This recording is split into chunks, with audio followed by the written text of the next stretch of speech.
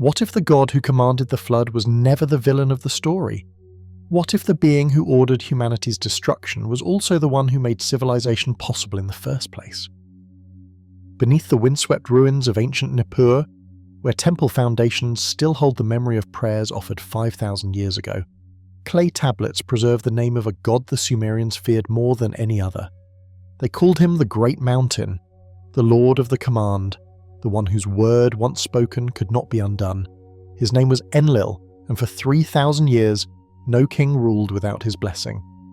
Before we go further, if you're drawn to histories that feel like half-remembered dreams, consider subscribing. And if you're listening in the darkness somewhere, tell me where you are. The discovery did not happen with fanfare. It happened with dust. In the autumn of 1889, a team of American archaeologists working under the auspices of the University of Pennsylvania began excavating a mound of ancient rubble in what is now southern Iraq, roughly 60 kilometers south of modern Baghdad. The site was called Nippur by the local Bedouin who grazed their flocks among its crumbling slopes, but the scholars knew it by an older name, Nippur. They had come searching for history, for the remnants of a civilization that predated Greece and Rome by millennia, for clay tablets that might unlock the secrets of humanity's earliest written records. What they found instead was a name, pressed into wet clay by hands that had been dust for 5,000 years, repeated across centuries of texts, invoked by every king who ever sought to rule the land between the rivers. The name was Enlil, and until the linguists translated it, until they understood what it truly meant, they had no idea they were holding fragments of humanity's first supreme deity. Not the first god. There were others older, but the first god who ruled them all. Picture yourself in a museum archive late at night, long after the galleries have emptied and the security lights have dimmed to their nocturnal glow. You're wearing cotton gloves, the kind conservators use when handling objects too precious for bare skin. Before you, resting in a padded tray lined with acid-free tissue, lies a clay tablet no larger than your palm. Its surface is covered with tiny wedge-shaped impressions, hundreds of them, arranged in neat columns that your untrained eye cannot read. The clay is the colour of old bone, slightly rough, where 5 millennia of existence have weathered its surface. If you look closely, you might notice something at the edge of the tablet, where the ancient scribe pressed too hard. A fingerprint, the ridge and whorl pattern of a human thumb preserved in clay before the tablet was fired, belonging to someone who lived and breathed and believed in gods whose names we have only recently learned to pronounce again. That tablet came from Nippur, and somewhere in those wedge-shaped marks, pressed into the clay by that vanished scribe, is the name of Enlil. The excavations at Nippur would continue for over a decade, and what they yielded staggered the scholarly world. Tens of thousands of clay tablets emerged from the ruins, an entire library of human thought buried beneath centuries of windblown sand. There were administrative records and legal contracts, medical prescriptions and mathematical exercises, hymns and laments and letters between long-dead correspondents. There were myths that predated the Hebrew Bible by 1,000 years, stories of creation and flood and divine judgment that would echo through every religious tradition that followed. And running through nearly all of it, like a thread woven into the fabric of Sumerian civilization itself, was the name of Enlil. The scholars began to notice a pattern. In tablet after tablet, text after text, one deity appeared more frequently than any other. Not Anu, the distant sky father who ruled the highest heavens, not Enki, the clever god of wisdom and fresh water, not Inanna, the fierce goddess of love and war whose myths would later inspire the Greek Aphrodite and the Semitic Ishtar. Enlil. His name appeared in royal inscriptions where kings boasted of their conquests and attributed their victories to his favour. It appeared in temple hymns where priests praised his power and begged for his blessing. It appeared in private prayers where ordinary people sought his protection and feared his wrath. One phrase echoed across centuries of Sumerian writing with the weight of cosmic law. Without the blessing of Enlil, no city may be built. Without his blessing, no king may rule. The scholars had uncovered something extraordinary. They had found evidence of a supreme deity, a god above gods, whose authority had been recognized across all of ancient Mesopotamia for nearly 3,000 years. And yet, unlike Zeus or Jupiter or Odin, Unlike any of the great gods whose names have survived in Western memory, Enlil had been almost entirely forgotten. His temples had crumbled to dust, his worshippers had vanished. Even his myths had been absorbed by later deities who inherited his powers and claimed his titles. By the time the first cuneiform tablets were translated in the 19th century, Enlil had been silent for 2,000 years. The name itself offers a clue to his nature, though scholars still debate its precise meaning. In the Sumerian language, En is a title of lordship, indicating authority and command. Lael is more complex. It can mean wind or breath or air, the invisible force that moves across the world and gives life to all that breathes. Some linguists translate Enlil as Lord Wind or Lord of the Air. Others prefer Lord of the Storm, emphasizing his connection to the devastating tempest that could sweep across the Mesopotamian plain and destroy crops, villages, entire cities in a matter of hours. Still others argue that Eliel carries a deeper connotation, something closer to spirit or vital force, the animating principle that separates the living from the dead. In this reading, Enlil is not merely the Lord of Wind, he is the Lord of breath itself, the divine exhalation that first stirred the cosmos into motion and continues to sustain all existence. Perhaps all of these meanings were intended simultaneously. The Sumerians were comfortable with complexity in their theology, with gods whose natures could not be reduced to simple categories. Enlil was the storm that destroyed and the breath that created. He was the wind that scattered seeds across fertile soil and the tempest that flattened the harvest. He was the air that filled human lungs and the command that shaped human destiny. He was, in short, everything invisible and powerful and beyond human control, and for 3 millennia, he was the most important god in the world. Consider what that means. When the pyramids of Egypt were being built, Enlil was already ancient. When the Minoan civilization flourished on Crete, priests in Nippur were still chanting his hymns. When the Trojan War was fought, if it was fought at all, Enlil had been worshipped for longer than Christianity has existed today. He was the supreme deity of the first urban civilization in human history, the god who blessed the first kings and commanded the first empires. His name was pressed into clay before alphabets existed, before iron was smelted, before horses were domesticated for war, and yet you have probably never heard of him. This is the mystery that haunts the ruins of Nippur and whispers from the tablets that rest in museum archives around the world. How does a god disappear?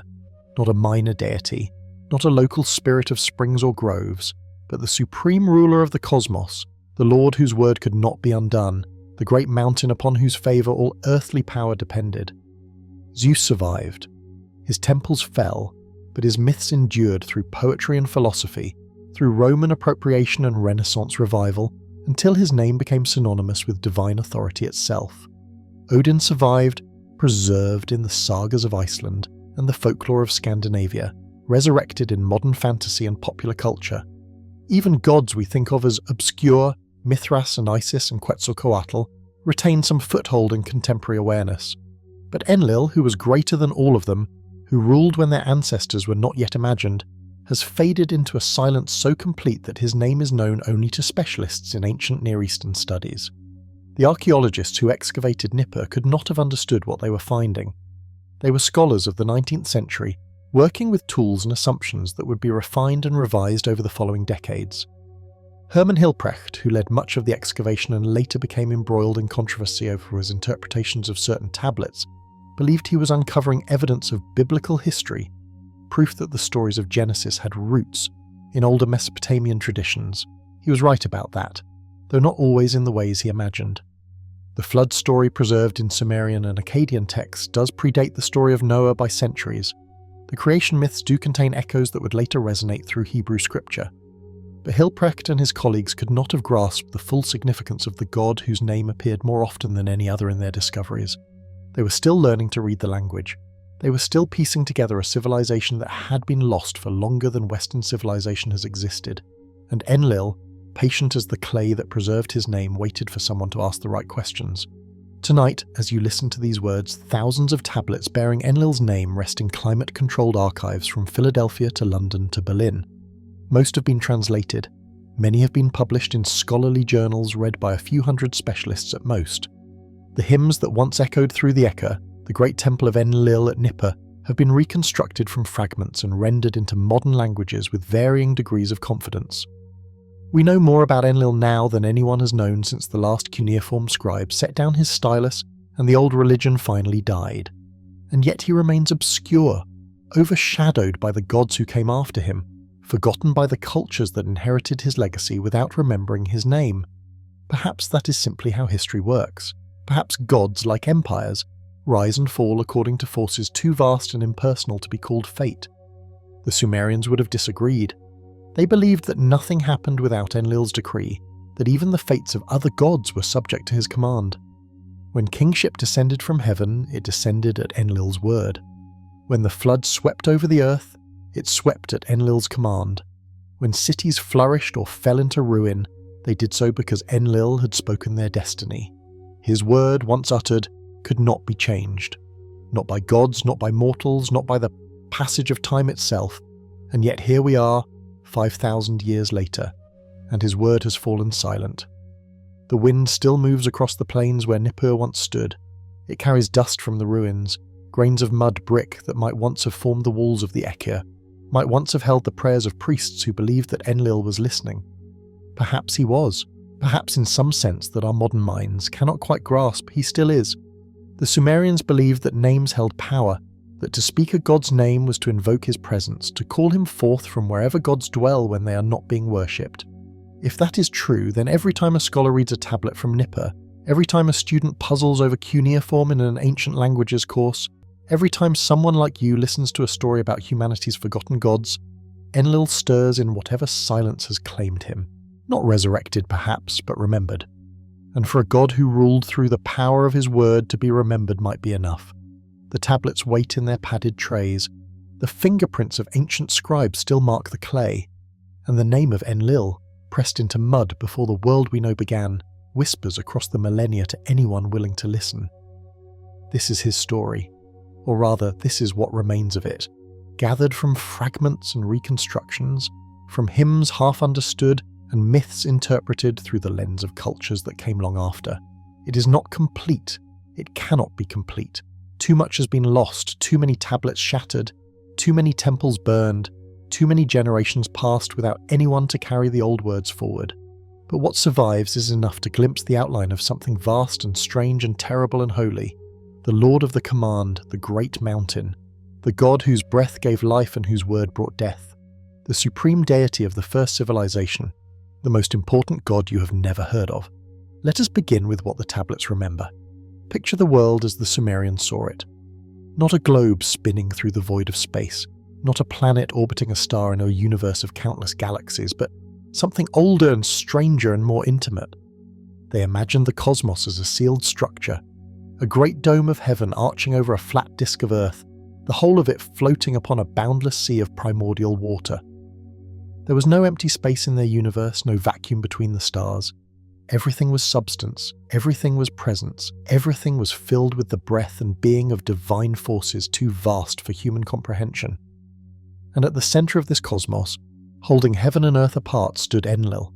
The Sumerians called him Kur-Gal, the Great Mountain, and in that epithet lies a mystery that takes us to the heart of their religious imagination. Consider for a moment the landscape of ancient Sumer. The land between the Tigris and Euphrates rivers was flat, relentlessly, almost oppressively flat. A traveller walking from Ur to Nippur would have seen nothing but horizon in every direction, broken only by the occasional palm grove or the silhouette of a distant city. There were no mountains in Sumer. The great ranges of the Zagros lay far to the east, visible perhaps on the clearest days as a hazy suggestion of height against the sky, but utterly beyond the daily experience of those who lived in the river valleys. And yet mountains dominated Sumerian religious thought. They were sacred places, abodes of the gods, points where heaven touched earth and mortal prayers could ascend to divine ears. The Sumerians had never climbed at a mountain. Most had never even seen one up close, but they understood, with an intuition that speaks to something deep in the human soul, that height meant holiness. To rise was to approach the divine. To stand at the summit was to stand in the presence of powers beyond human reach. This is why they built ziggurats. Those massive stepped pyramids that rose above every major Sumerian city were not tombs like the pyramids of Egypt. They were not monuments to dead kings or repositories for treasures to be carried into the afterlife. They were artificial mountains, constructed brick by mud brick over generations, designed to create the sacred height that the flat Mesopotamian plain denied them. At the summit of each ziggurat stood a small temple, a dwelling place for the god to whom the structure was dedicated. And the greatest of all ziggurats, the one that rose above Nippur and dominated the religious landscape of Sumer for 3,000 years, was the Ekur. The name means mountain house, and it belonged to Enlil. When the Sumerians called Enlil the Great Mountain, they were not speaking metaphorically in the way that modern people might use the term. They were describing a cosmic reality. In their understanding of the universe, Enlil was the mountain that held heaven and earth apart. Before the beginning of time as humans know it, heaven and earth had been joined. An, the sky, and Ki, the earth, existed as a single undifferentiated mass, united in a primordial embrace that allowed no space for anything else.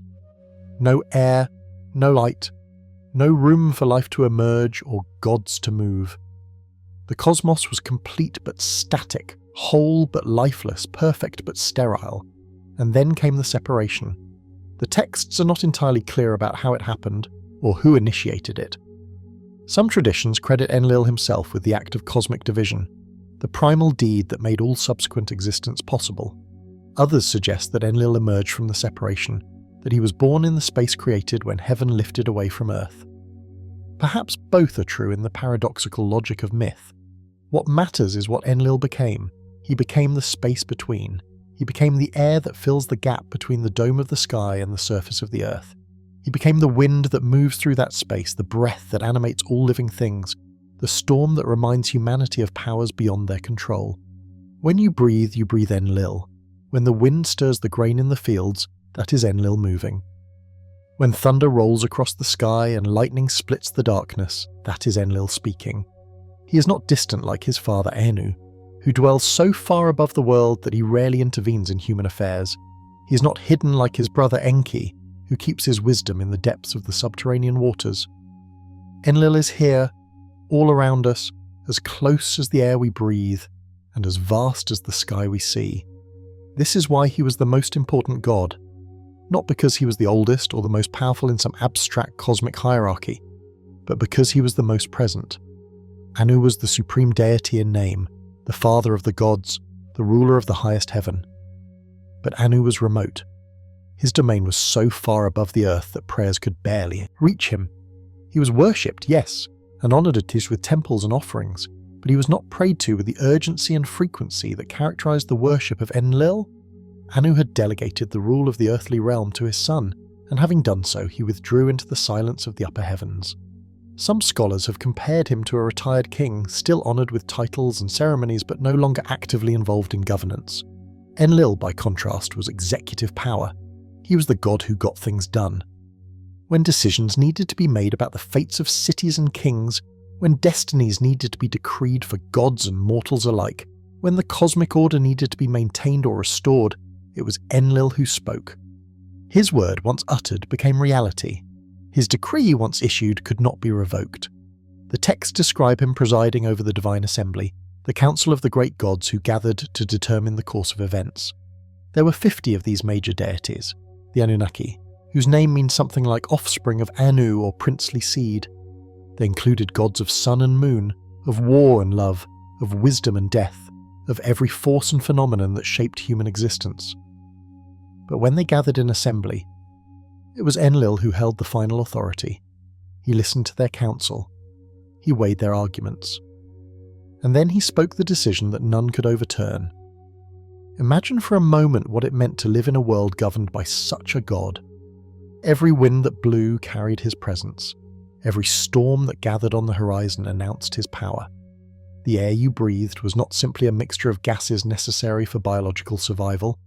It was the medium through which divine will moved and manifested.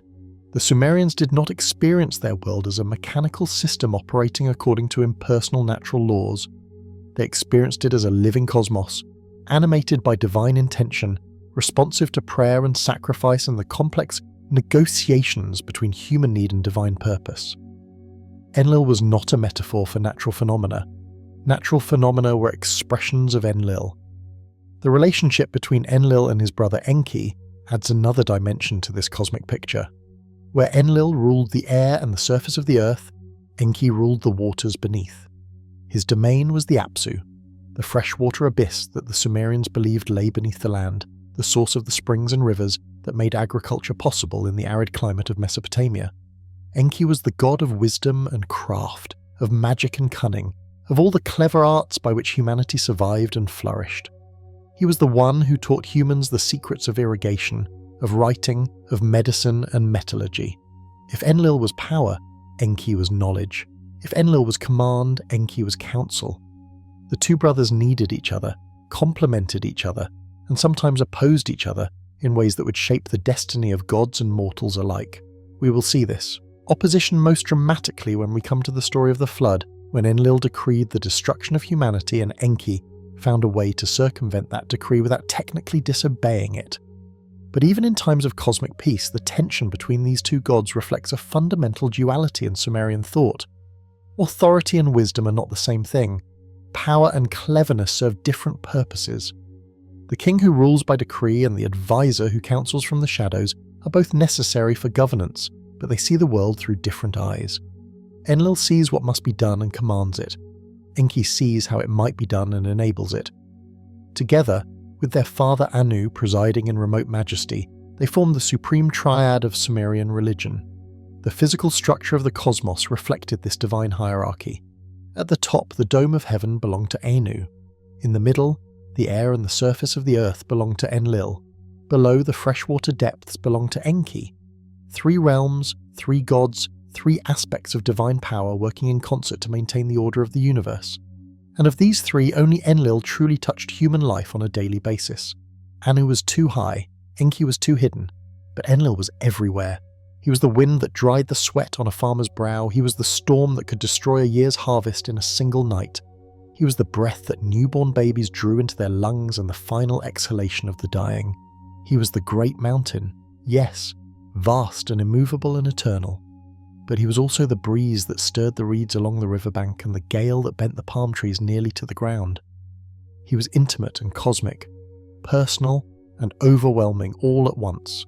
The ziggurats that the Sumerians built were attempts to reach him, to climb the artificial mountain and stand in the space between heaven and earth where Enlil dwelt.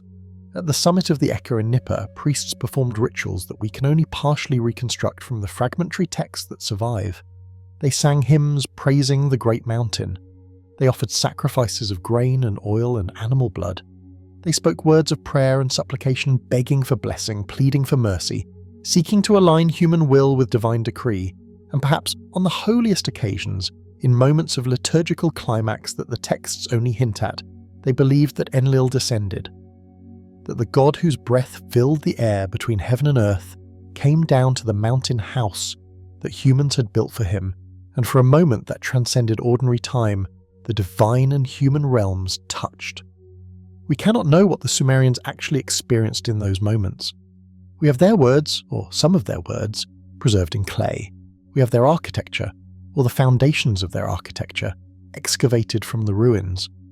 We have lists of offerings and calendars of festivals and fragments of liturgical instructions, but the inner experience, the felt reality of worship, the sense of presence that must have filled the Akur when the hymns rose and the incense burned and the priest stood at the summit of the artificial mountain, that is lost. We can only imagine it, and imagination fails in the face of a religious world so different from our own. Yet something of that world survives in the tablets. When the hymns call Enlil the Great Mountain, they are not speaking of a geological formation, they are speaking of a cosmic pillar, the divine force that holds reality together, the power that keeps heaven from collapsing into earth and earth from dissolving into the waters below. When they describe him as father of the gods and king of all lands, they are not using mere honorifics. They are stating what they believe to be fundamental truths about the structure of existence. And when they say that without Enlil's blessing no city may be built and no king may reign, they mean it literally.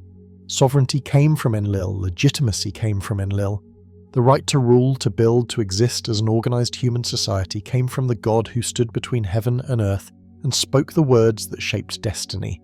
The wind still blows across the plains of Iraq where the ziggurats once rose. The ruins of the Nippur at Nippur have been excavated and studied and measured with the precision of modern archaeology.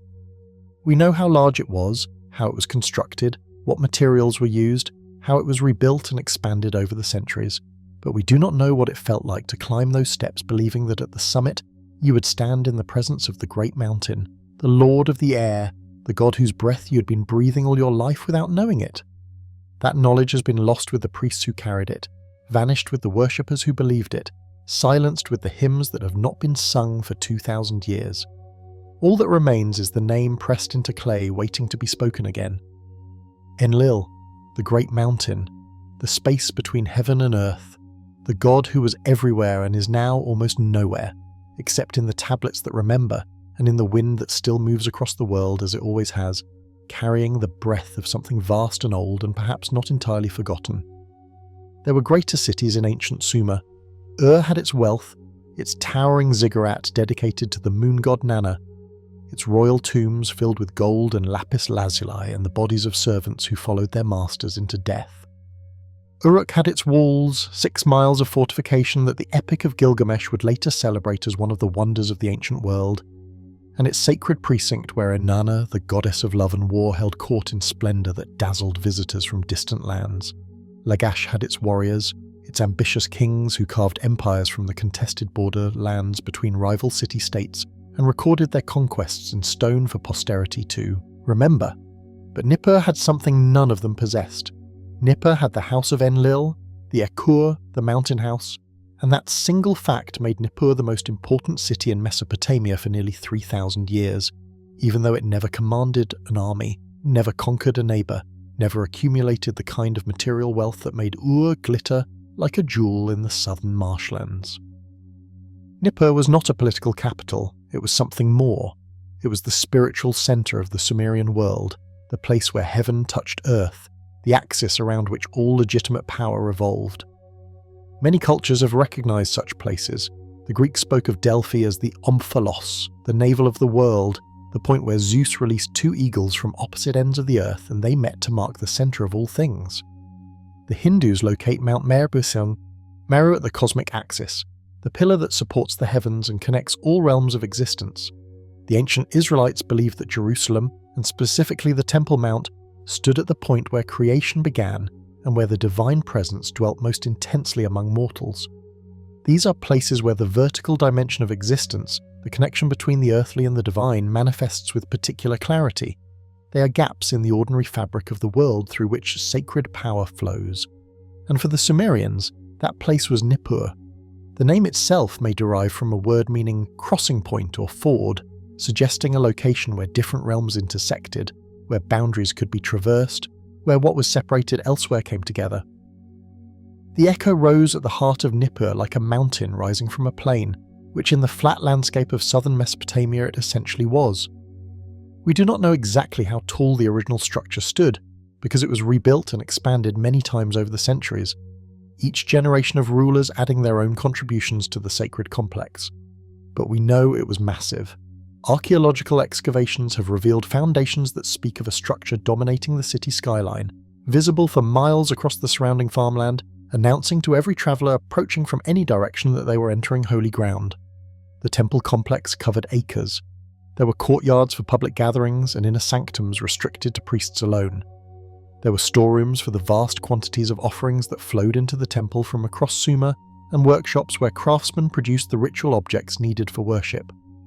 There were kitchens where sacrificial animals were prepared, and bakeries where sacred bread was made, and breweries where the beer that played such an important role in Sumerian religious practice was fermented according to recipes passed down through generations of temple servants.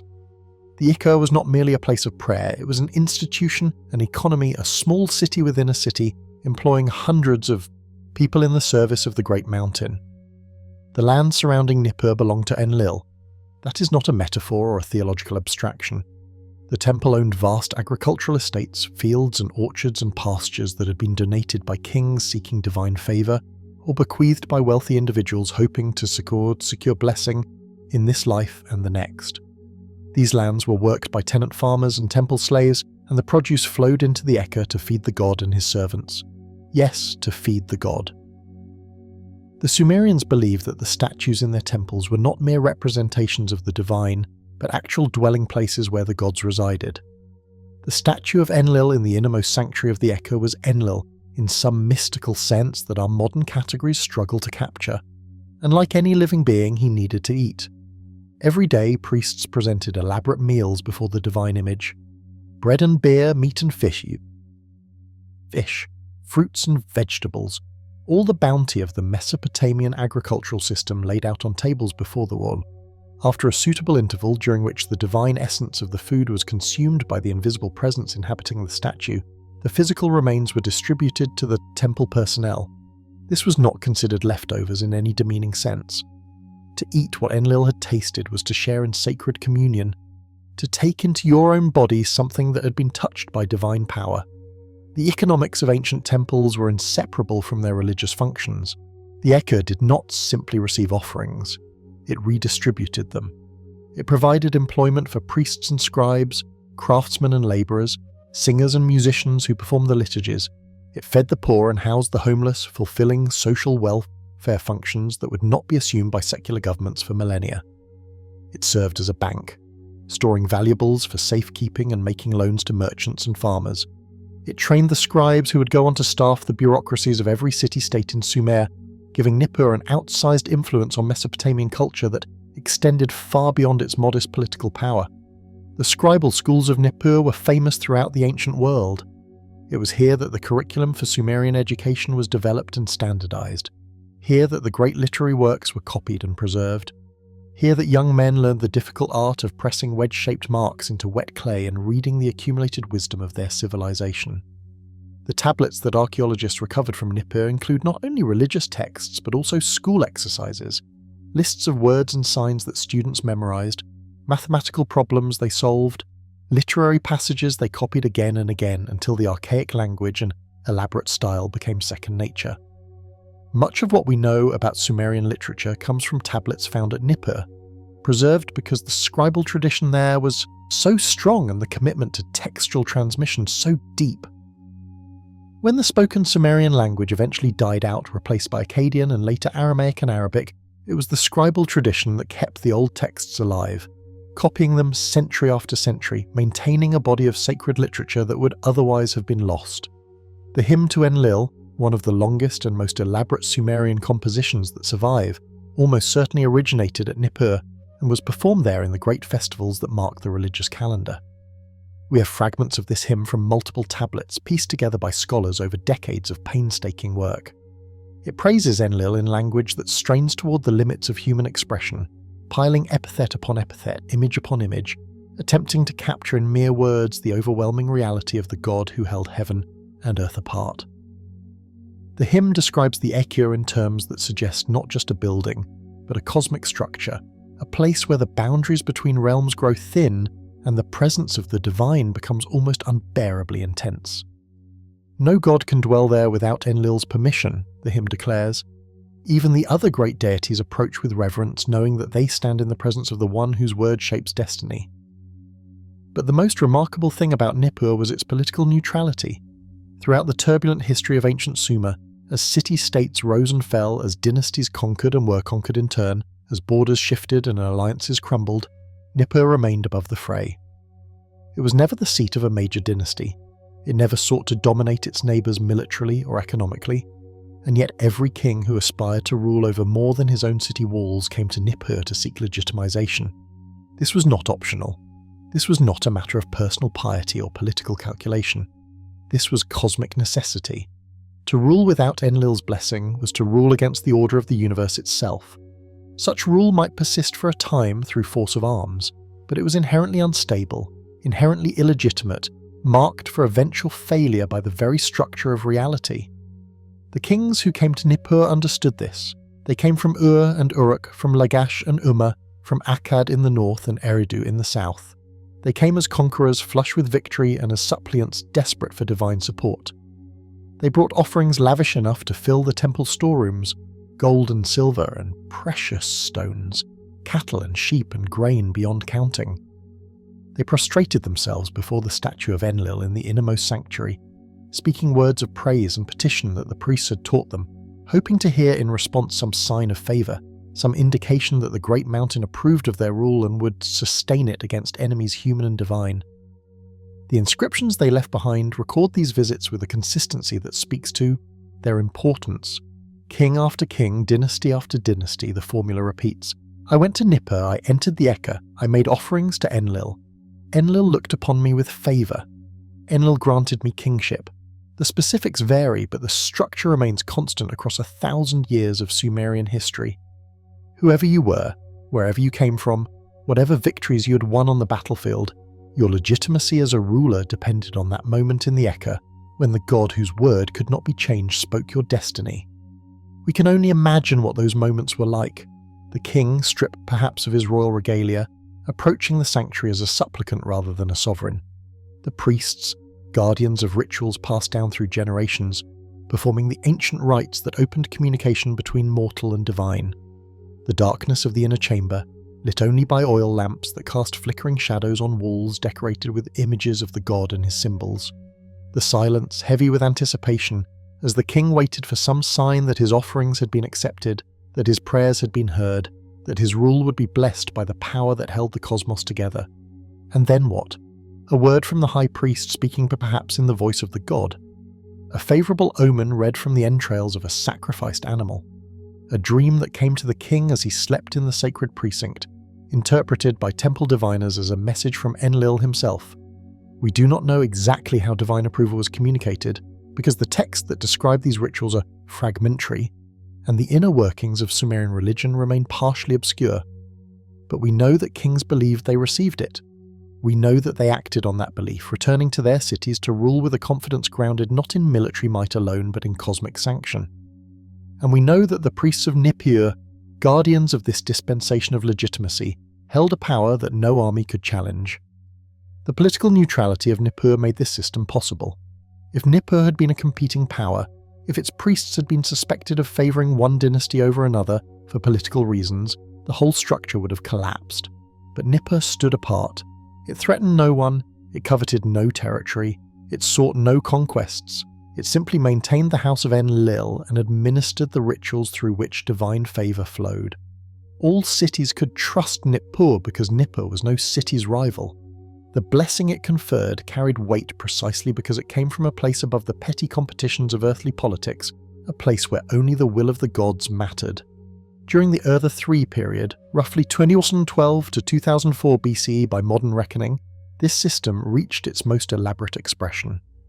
The kings of Ur, who unified Sumer under a single administration more effectively than any previous dynasty, lavished attention and resources on Nippur. They rebuilt and expanded the Eka. They standardized the rituals performed there. They endowed the temple with lands and revenues that made it wealthier than ever, and they visited repeatedly, reinforcing their legitimacy through constant contact with the source of divine sanction. The administrative records from this period, tens of thousands of tablets documenting the bureaucratic operations of the Ur III state, reveal a regime obsessed with proper worship, with ensuring that the gods received their due, with maintaining the cosmic order on which all earthly order depended. Enlil stood at the apex of this system, and Nippur was its heart. The city did eventually decline, as all cities do. When Sumer fell to invaders and the centre of Mesopotamian civilization shifted northward to Babylon, Nippur lost some of its preeminence. The Babylonians had their own god, Marduk, and their own creation myth, and while they never entirely abandoned the old Sumerian deities, they elevated their patron to a position that had once belonged to Enlil alone. But Nippur was never forgotten. Scribes continued to work there, copying the old texts, maintaining the old traditions, preserving the memory of a time when this modest city had been the spiritual centre of the world. Archaeologists digging at Nippur in the 19th and 20th centuries found layers of occupation stretching back nearly 8,000 years, testament to a site whose sacred significance predated even the Sumerians. And they found tablets, thousands upon thousands of tablets, the literary and religious heritage of a civilization recorded in clay and buried beneath the sands for millennia, waiting for someone to dig them up and learn to read them again. Tonight, if you could stand in the ruins of Nippur, you would see little to suggest its former glory. The Eka has crumbled to foundations, the scribal schools are empty, the offerings no longer flow and the hymns are no longer sung. The wind moves through the debris as it moves through all ruins, carrying dust from one century to another, indifferent to the sacred geographies of human imagination. But the tablets survive, and in those tablets the echo still stands. Enlil still dwells in his mountain house. Kings still come from distant cities to kneel before the god whose word shapes destiny. The navel of the world may have shifted, as navels do in the long history of human religious consciousness, but the idea of such a place, a point where heaven touches earth and mortal prayers can ascend to divine ears, that idea persists. We still build our temples and churches and mosques at sites we consider holy. We still believe, in ways that vary but never entirely disappear, that some places are more sacred than others, that the vertical dimension of existence opens more readily in certain locations, that the gods or god or spiritual forces we worship can be reached more directly from particular points on the surface of the earth. Nippur was such a place for 3,000 years. The house of Enlil, the mountain house, the navel of the world.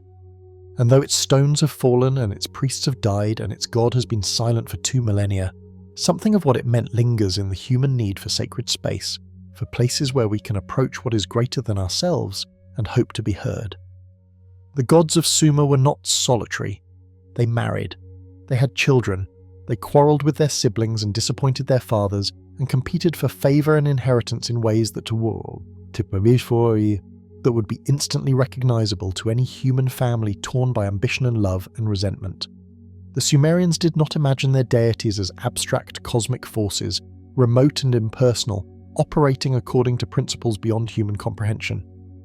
They imagined them as persons, with all the complexity and contradiction that personhood implies. And no god embodied this personal dimension more fully than Enlil, whose family stretched across the heavens and whose descendants included some of the most important deities in the Mesopotamian pantheon. To understand Enlil is to understand his relationships, to trace the web of marriage and parentage and divine inheritance that connected the Lord of the Command to the forces that shaped every aspect of Sumerian life. It begins with Ninlil. She was the daughter of Haya, a god of storehouses and grain, and Nunbar-Shugunu, a goddess of barley. Her very parentage marked her as a deity of agriculture, of the fertile earth that produced the crops on which Sumerian civilization depended. Her name may mean Lady Wind or Lady of the Open Air, connecting her to the same atmospheric domain that Enlil ruled. In some texts she is called Sud before her marriage, a name associated with the city of Shuruppak where she was worshipped before her mythology became entangled with that of Nippur and its great god. The story of how Enlil came to marry her is one of the strangest and most troubling myths in Sumerian literature, a tale we will examine in detail when we reach the next chapter of this history. For now, it is enough to know that she became his consort, the goddess who shared his rule over the space between heaven and earth, the divine queen who sat beside him in the Eka and received offerings alongside him from kings and commoners alike. Ninlil was associated with the south wind, the gentle breeze that brought moisture from the Persian Gulf and made the growing season possible. Where Enlil could be the destructive storm, the tempest that flattened cities and drowned harvests, Ninlil was the nurturing aspect of air, the breath that carried seeds to fertile soil and coaxed green shoots from the ground. Together they represented the full spectrum of what wind could mean to an agricultural society utterly dependent on forces beyond human control.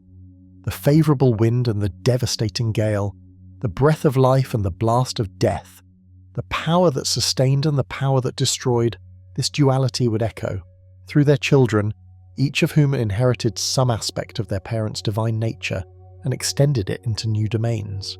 The firstborn was Nana, god of the moon. Here we encounter one of those moments where mythology and astronomy interweave so tightly that they cannot be separated.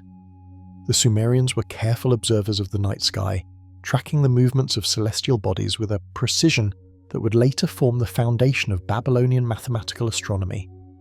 They knew that the moon passed through regular phases, waxing from invisibility to full brightness and waning back again in a cycle of roughly 30 days. They knew that this cycle governed the calendar, that months were literally moon periods, that time itself could be measured by watching Nana sail across the heavens in his luminous boat. To call the moon a child of Enlil was to make a statement about cosmic relationships. The moon emerged from the space between heaven and earth. It moved through the atmosphere, below the fixed stars but above the surface of the land, occupying the domain that Enlil ruled.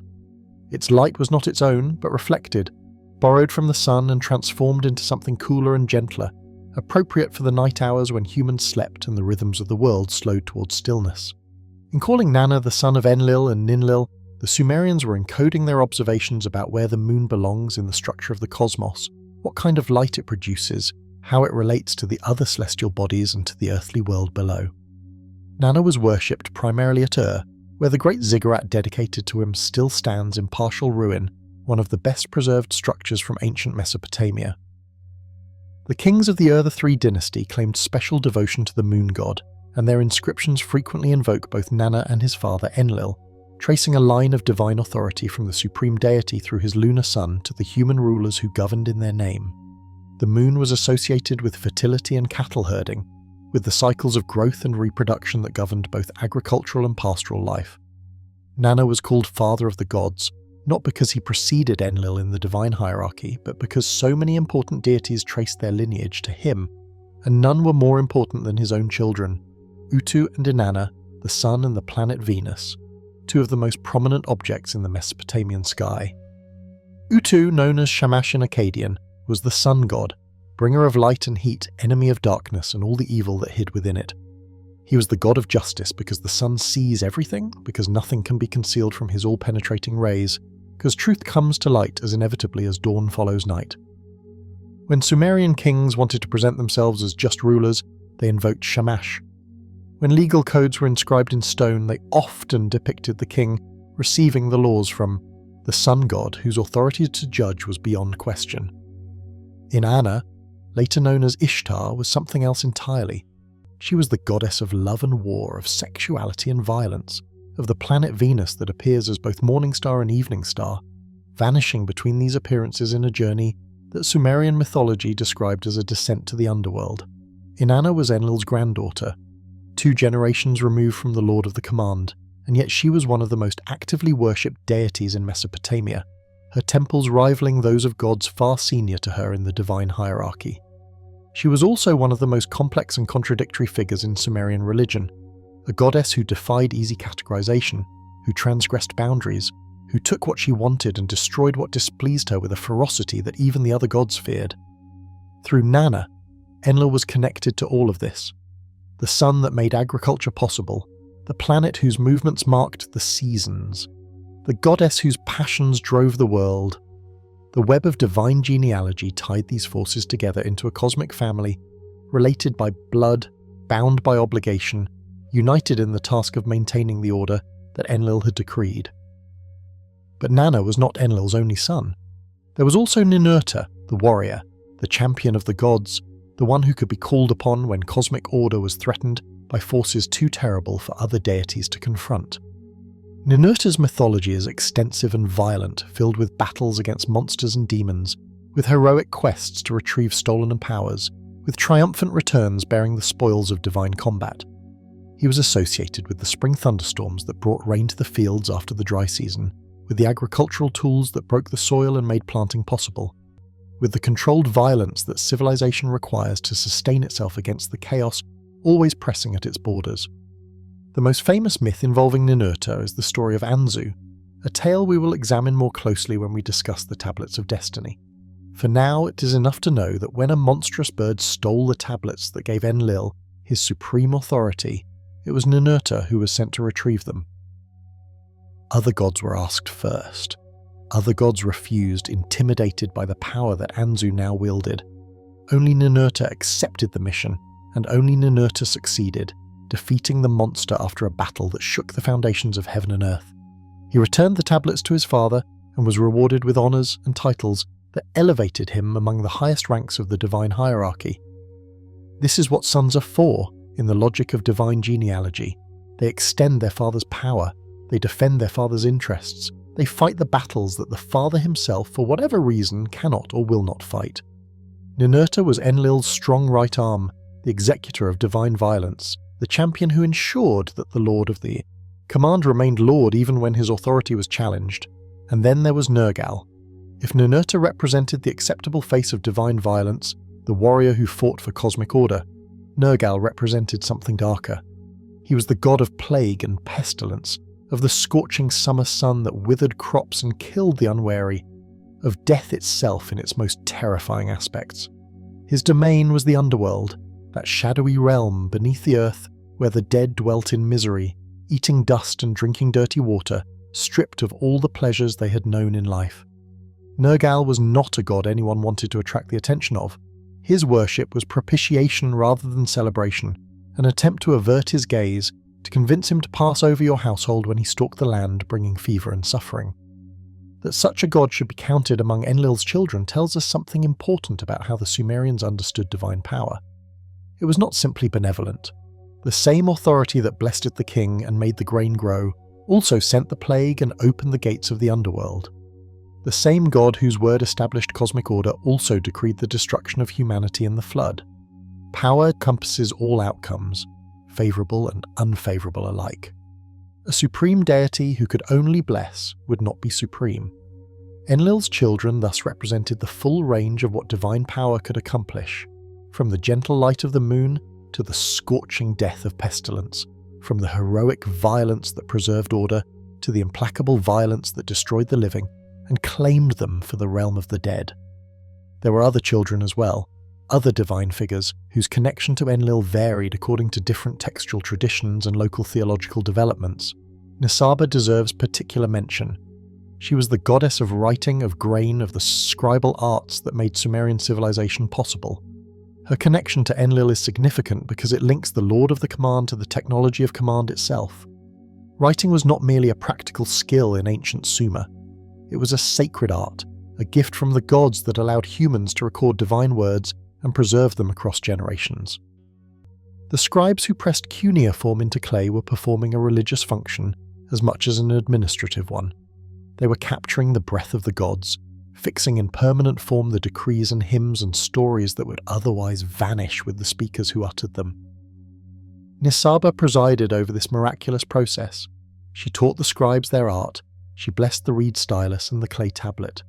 She ensured that the signs corresponded to the sounds and meanings they were meant to represent, and she was connected to Enlil, either as daughter or as a more distant relative depending on the source, linking the god of the word to the technology of writing that made words immortal. The divine family of Enlil thus encompasses the major forces that shape Sumerian experience, the celestial bodies that mark time and season, the agricultural powers that made food possible, the violent powers that defended and destroyed, the scribal arts that preserved knowledge and transmitted it to future generations.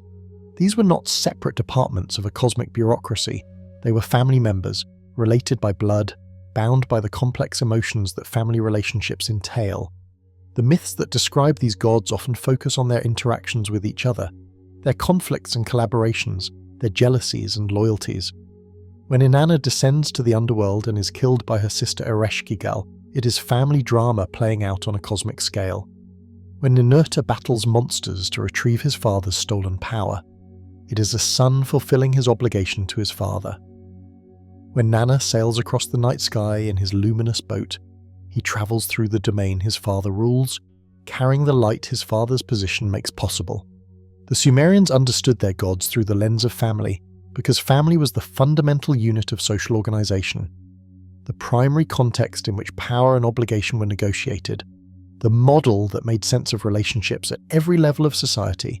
Kings were fathers to their people, priests were servants of divine households, the temple was the house of the god, staffed by personnel whose titles often reflected domestic rather than governmental categories. To imagine the gods as a family was not anthropomorphism in any naive sense. It was the application of the deepest and most universal human experience to the task of understanding cosmic powers that might otherwise remain utterly alien and incomprehensible. You may not know what it is like to hold heaven and earth apart, but you know what it is like to have a father whose authority shapes your world. You know what it is like to have siblings whose successes and failures reflect on the entire family. You know what it is like to inherit responsibilities and powers from previous generations and to pass them on to generations that will follow. The divine family of Enlil makes the cosmic order comprehensible by translating it into terms that every human being understands. The moon rises because a son is performing his function. The sun shines because a grandson is doing his duty. The storms come and the plagues strike and the harvest grows because divine children are exercising the powers their father entrusted to them. And at the centre of it all, presiding over the family as he presides over the cosmos, the great father whose word began everything and whose word will determine how everything ends. Enlil, Lord of the Command, Father of Gods, the source from which all these powers flow and to which all these powers return. Here is where the story grows strange and uncomfortable. The myth of Enlil and Ninlil is one of the most complete Sumerian narratives to survive the millennia, preserved on multiple tablets, copied by generations of scribes who considered it important enough to transmit despite its troubling content.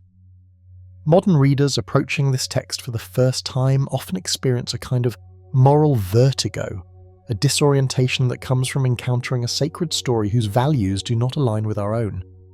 The Sumerians revered this myth. They taught it in their scribal schools. They considered it an important explanation of how certain gods came to be and why the cosmic order takes the form it does. And yet what it describes, at least in its opening movements, is an act that we would unhesitatingly condemn. This tension between ancient sanctity and modern discomfort cannot be resolved by pretending it does not exist. We must sit with the strangeness if we want to understand what the myth meant to those who first told it, and what it might still mean to us as we try to comprehend a religious imagination so different from our own. The story begins with a young goddess named Ninlil, not yet married, not yet elevated to the position she would eventually hold as consort of the Lord of the Command. She lived with her mother Numbasha-Gunu in the city of Nippur, in the shadow of the great Ekur where Enlil dwelt. Her mother warned her, as mothers warn daughters in stories across all cultures and centuries, "Do not go to the canal, do not bathe into the pure waters where Enlil walks. You are young and beautiful, and the great Lord will see you, and his heart will be seized with desire." This warning establishes several things at once. It tells us that Enlil was known for such behaviour, that his desire was something to be feared rather than courted, that even goddesses were not safe from his attention. It tells us that Ninlil had a choice, that she was not simply a passive victim of fate, but an agent whose decisions would shape what followed. And it establishes the canal itself as a liminal space, a boundary zone between the ordinary world and the realm of divine power, a place where encounters that could not happen elsewhere became possible. Ninlil went to the canal anyway. The text does not tell us why. Perhaps she was curious, perhaps she was rebellious, perhaps she was drawn by a force stronger than her mother's warnings. Perhaps the narrative requires her presence there, and does not concern itself with psychological motivation in the way that modern stories do. She went to the canal and she bathed in the pure water, and Enlil saw her, and his heart was indeed seized with desire. What happened next is described in language that admits of no ambiguity. Enlil approached Ninlil and declared his intention to lie with her. She refused. She told him she was too young, that her lips were too small for kissing, that she did not know the art of love. These protests have been interpreted variously by scholars. Some see them as genuine refusal, a young goddess asserting her right to decline.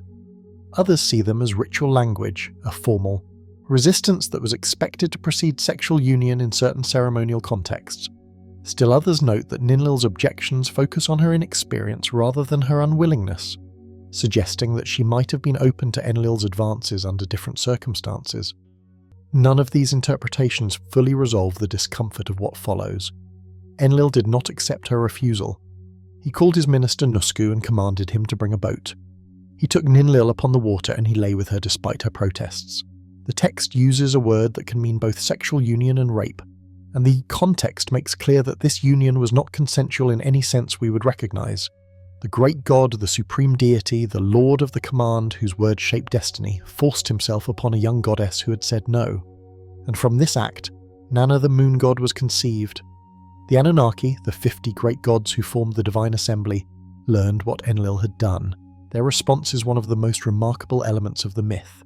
They did not excuse him. They did not look away or dismiss his behavior as the prerogative of power. They judged him. They declared him ritually impure, polluted by his transgression, unfit to dwell in the sacred spaces he had previously ruled. They banished him from Nippur, from the Ekur, from the realm of light and life.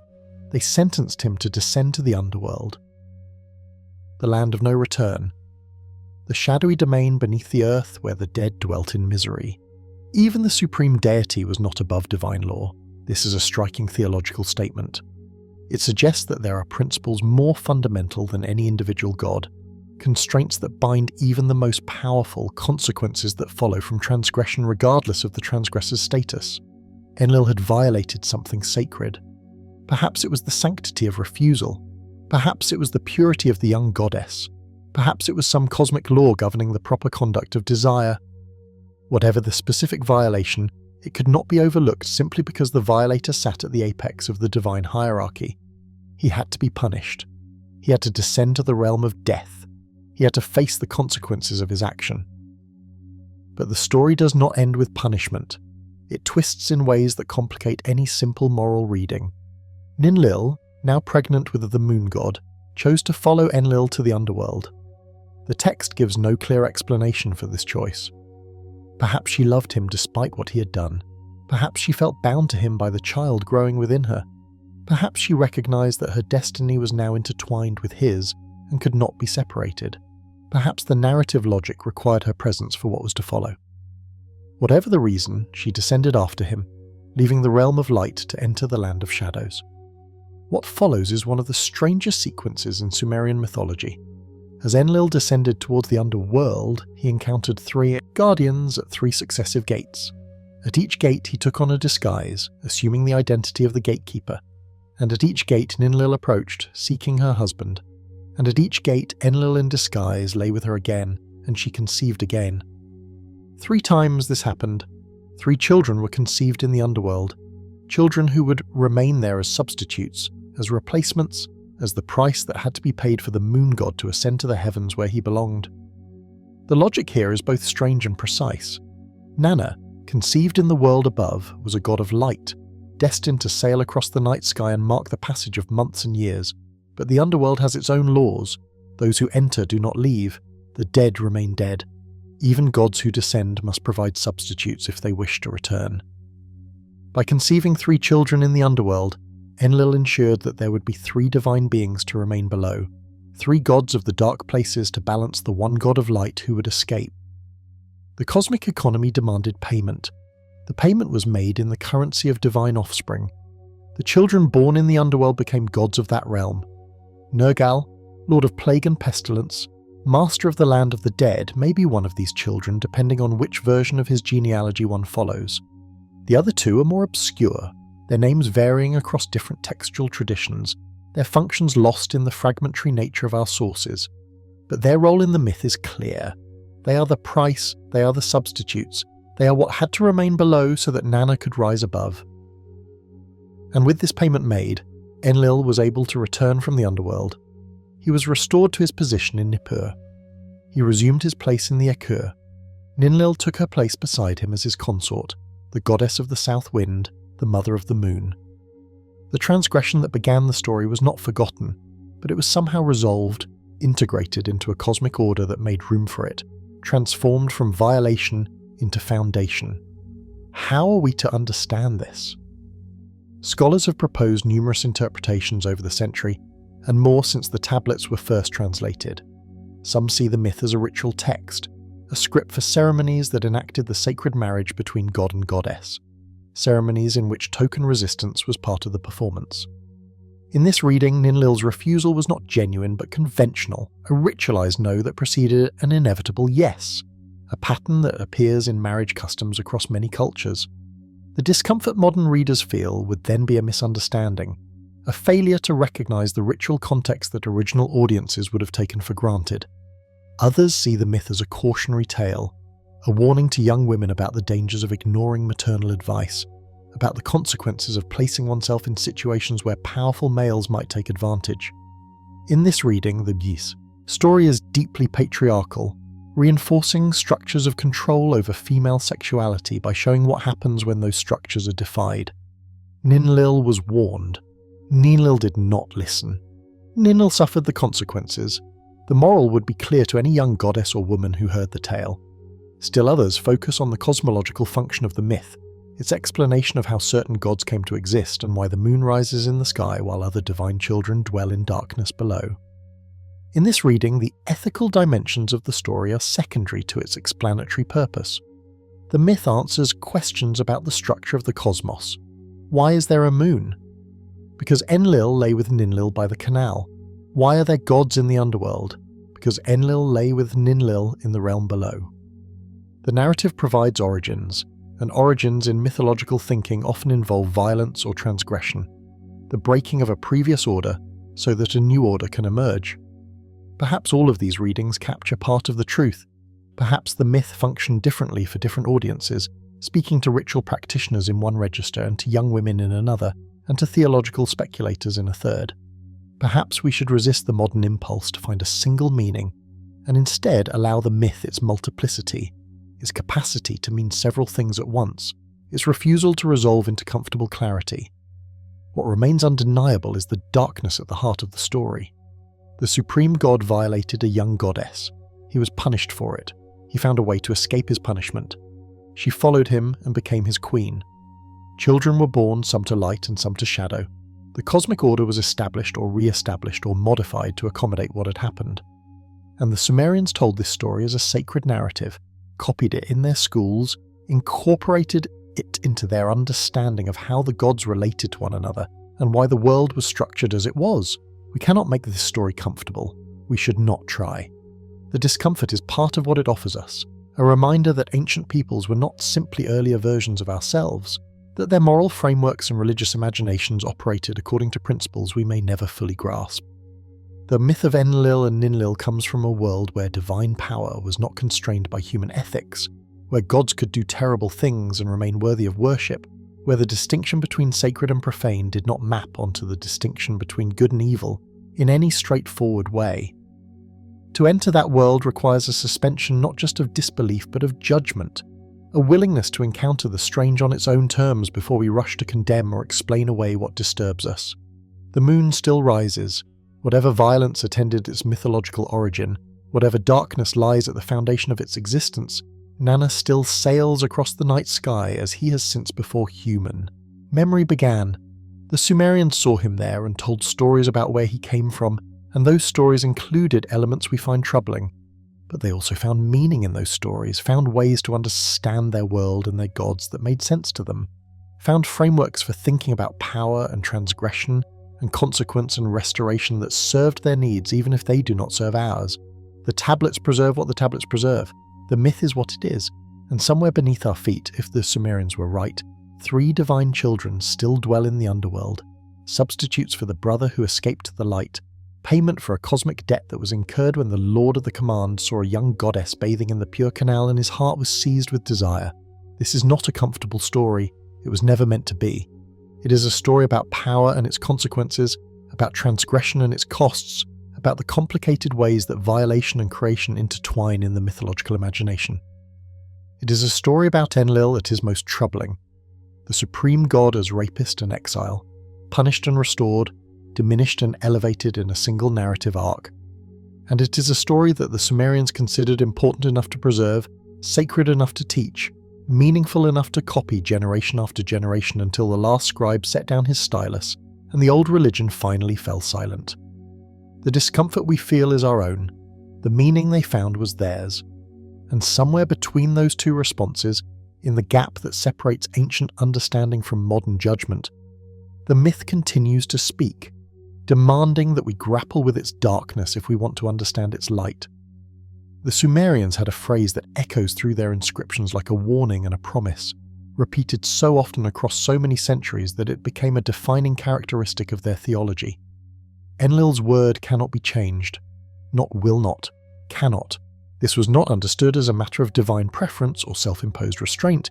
It was understood as a statement about the fundamental nature of reality.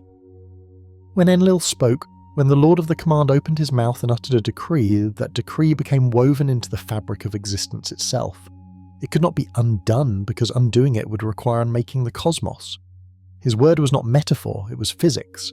It was the mechanism by which abstract divine intention became concrete worldly fact. And this power, this terrible and wonderful capacity to speak things into being and out of being, made Enlil the most important god in practical terms for anyone who wanted to accomplish anything in the world the Sumerians knew. To understand what this meant, we must first understand a concept that pervaded Sumerian religious thought: the me. This word, usually translated as divine decrees or divine powers or sacred ordinances, refers to the fundamental principles that make civilization possible. There were me for kingship and priesthood, for law and justice, for music and lamentation, For the scribal arts and the crafts of metalworking, there were me for sexual intercourse and for prostitution, for truth and for falsehood, for the descent to the underworld and the ascent from it. Every aspect of organised human existence had its corresponding me, its divine sanction, its cosmic authorization. Without the me, there would be no civilization. There would only be chaos, the formless confusion that existed before the gods imposed order on the raw material of existence. The me were not created by Enlil. In most traditions, they were associated with Enki, the god of wisdom, who kept them in his temple at Eridu and dispensed them to the other gods and to humanity according to his own inscrutable purposes. But the administration of the me, their application to specific cases, their activation in the world of human affairs, this fell within Enlil's domain. He was the executive power, the one who determined when and where and how the divine principles would manifest. A city might possess the me for prosperity, but prosperity would not come unless Enlil decreed it. A king might possess the me for sovereignty, but sovereignty would not be recognised unless Enlil confirmed it. Them were potential, Enlil made them actual. His word was the switch that turned cosmic possibility into earthly reality. This is why kingship depended so absolutely on Enlil's blessing. The Sumerians did not believe that kings ruled by virtue of their own strength or cunning or birthright alone. They believed that legitimate rule required divine sanction, specifically the sanction of the god whose word shaped destiny. When the Sumerian king list declares that kingship descended from heaven, it is speaking of a specific act of Enlil, a decree that established the institution of monarchy and determined which city would hold it at any given time. Kingship moved from city to city across the centuries, from Eridu to Bad Tibira to Larak to Sippar to Shuruppak before the flood, and then after the flood from Kish to Uruk to Ur and beyond. Each transition represented a new decree from Enlil, a reallocation of the me for sovereignty, a divine decision about who would rule and who would serve. The kings themselves understood this perfectly. Their inscriptions are filled with acknowledgements of Enlil's authority, claims that they rule by his appointment, boasts that they have received his blessing and been chosen from among all candidates to exercise power on his behalf. These were not merely conventional formulas, empty phrases repeated because tradition demanded them. They were statements of political theology, assertions of legitimacy grounded in the most fundamental beliefs of Sumerian religion. A king who could not claim Enlil's blessing was a pretender. A king who lost Enlil's favour was doomed. When cities fell and dynasties ended, the theological explanation was always the same. Enlil had withdrawn his support. Enlil had turned his face away. Enlil had decreed that kingship should pass to another. No amount of military strength could resist a divine decree. No cunning strategy could circumvent the word that could not be changed. The royal inscriptions reveal this theology in action. When Ur-Nammu founded the third dynasty of Ur around 2112 BCE, he celebrated his achievements with texts that credit everything to divine favour. Enlil chose me, one inscription declares, from among all the people. Enlil gave me the kingship of Sumer. Enlil made firm the foundation of my throne. The king presents himself not as a self-made ruler, but as a vessel of divine will, an instrument through which Enlil's decrees are executed in the human realm. Similar language appears in inscription after inscription, dynasty after dynasty, across 1,000 years of Sumerian and Akkadian and Babylonian history. The words change, the gods sometimes change, but the fundamental concept remains. Legitimate power flows from divine decree, and in the Sumerian heartland, that decree came from Enlil. But Enlil's decrees extended far beyond the political realm. He was also the god who made agriculture possible, who gave humanity the tools to break the earth and coax sustenance from the soil. The hymn to the Hoe, one of the more unusual compositions in Sumerian literature, celebrates Enlil as the creator of the pickaxe, the humble implement that made irrigation canals and ploughed fields and the foundations of buildings possible. The Lord made the hoe appear, the hymn declares. The day emerged. Enlil drove out the hoe from the Akur. The imagery is striking. Enlil does not merely invent the tool, he produces it from his own temple, brings it forth from the mountain house as though it were a divine being in its own right, releases it into the world where it will transform human existence. Before the hoe, there was nothing but the hard earth, resistant to human effort, yielding its bounty only grudgingly if at all. After the hoe, there was cultivation, irrigation, the systematic manipulation of the environment that made cities possible.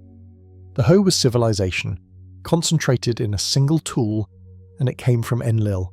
This agricultural aspect of Enlil's character connects to his nature as Lord of the Wind and Storm.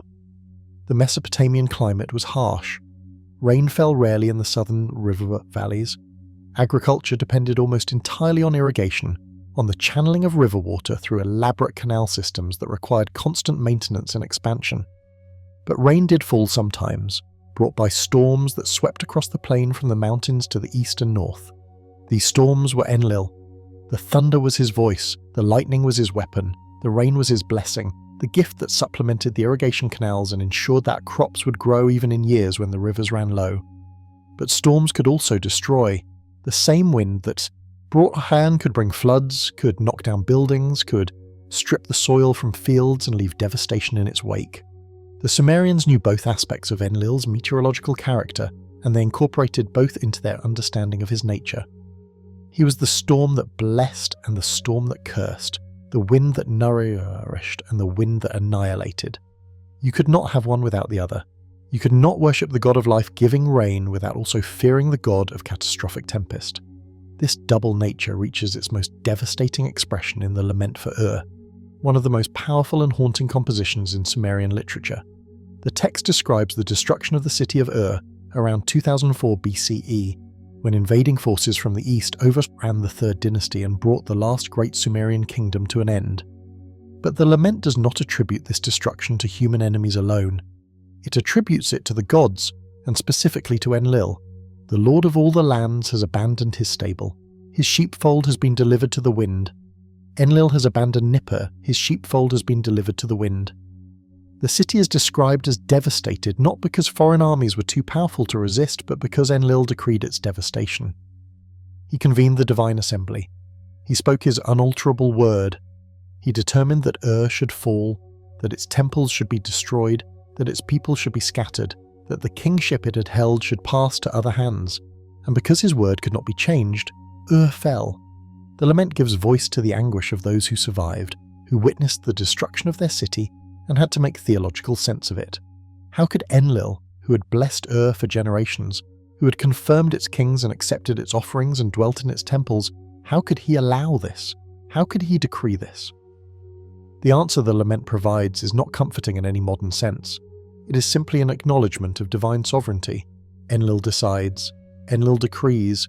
What Enlil decrees comes to pass. The prosperity of Ur was a decree. The destruction of Ur was also a decree. Both came from the same source, the same irresistible divine authority. The same word that could not be changed. This is the concept of Nam-Tar, decreed fate, one of the most important ideas in Sumerian religious thought. Your Nam-Tar was your destiny, your allotted portion, the share of existence that the gods had determined for you. It included your lifespan, your fortunes good and bad, your successes and your failures.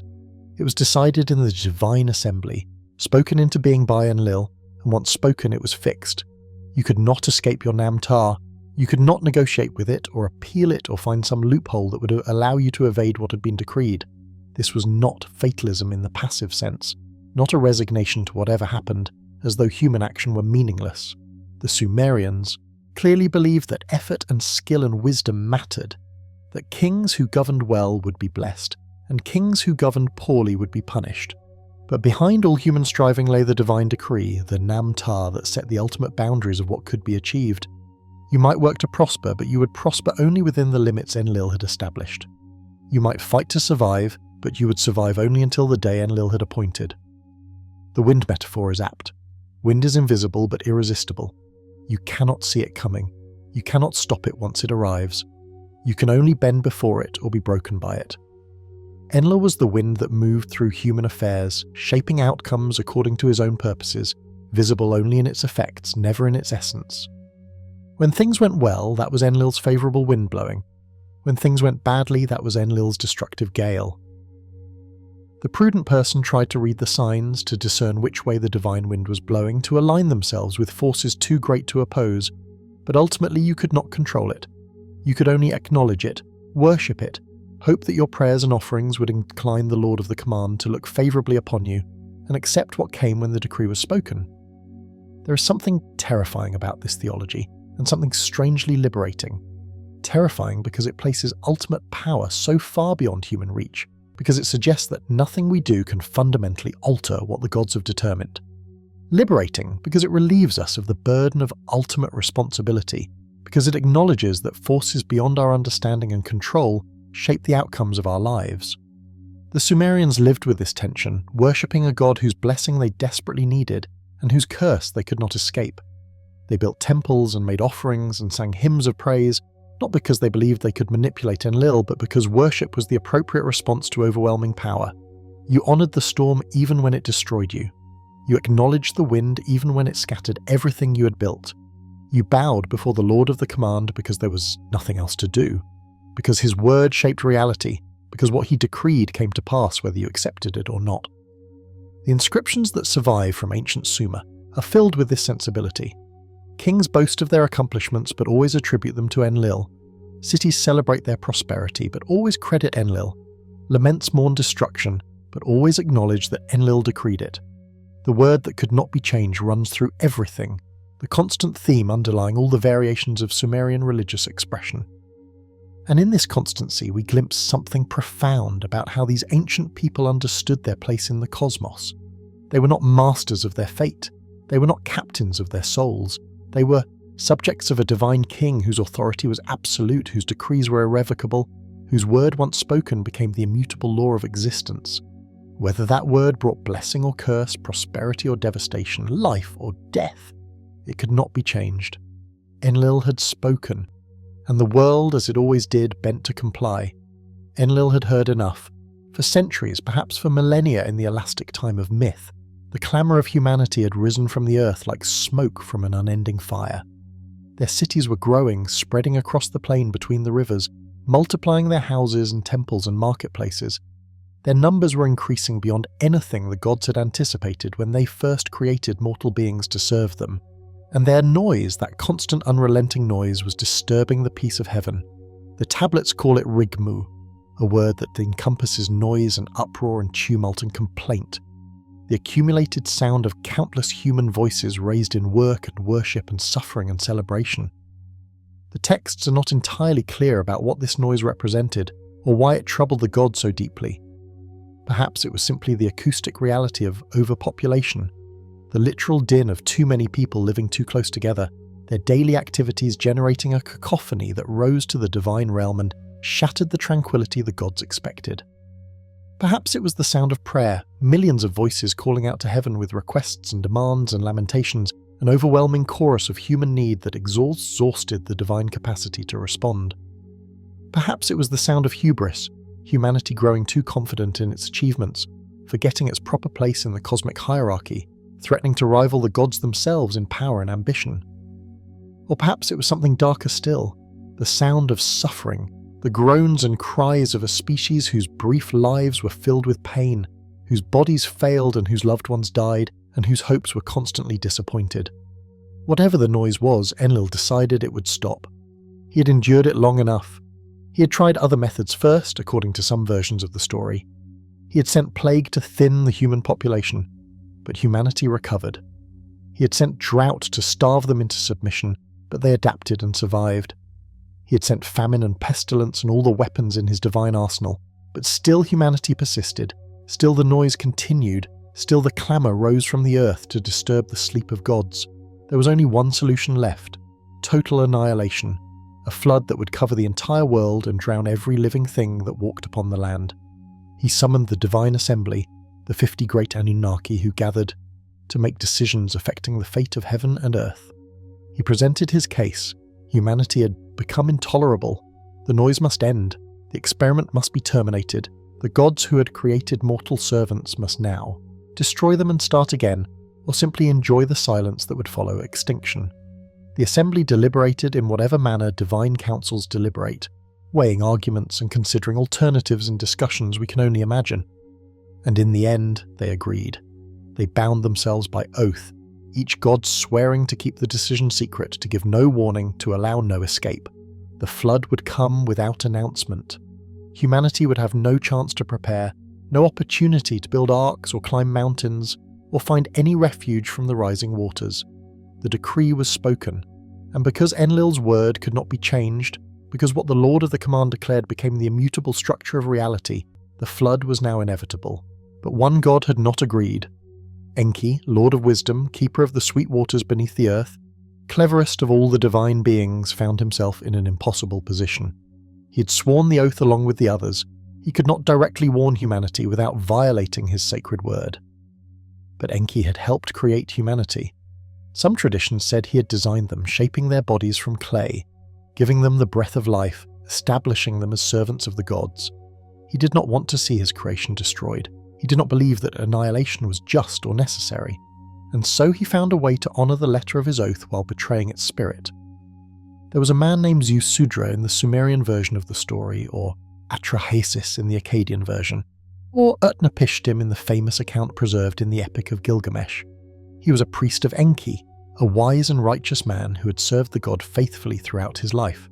Enki went to this man's house, but he did not speak to him directly. That would have violated the oath. Instead, Enki spoke to the wall. Specifically, he spoke to the reed wall of the house, addressing it as though it were a person capable of hearing and understanding. "Wall, wall," he said, or so the texts tell us. "Listen to my words. Reed wall, pay attention to what I say." And then, speaking to the wall, but knowing that the man on the other side could hear every word, Enki revealed the plan. A flood was coming, it would destroy all life. But if someone were to build a boat, a very large boat, and load it with his family and with the seed of all living creatures, that someone might survive the catastrophe and preserve life on Earth. Enki described the dimensions of the boat, the materials needed, the way it should be sealed with pitch to make it watertight. He was not warning a human being, he was merely talking to a wall. If the human being happened to overhear and act on the information, well, that was hardly Enki's responsibility. The cleverness of this solution is characteristic of the god of wisdom. He found the loophole, the gap in the oath that allowed him to achieve his purpose without technically breaking his word. Zeus, or Atrahasis, or Utnapishtim, built the boat as instructed. He loaded it with his family, with craftsmen who could rebuild civilization, with animals of every kind, with seeds and supplies and everything needed to start over after the waters receded.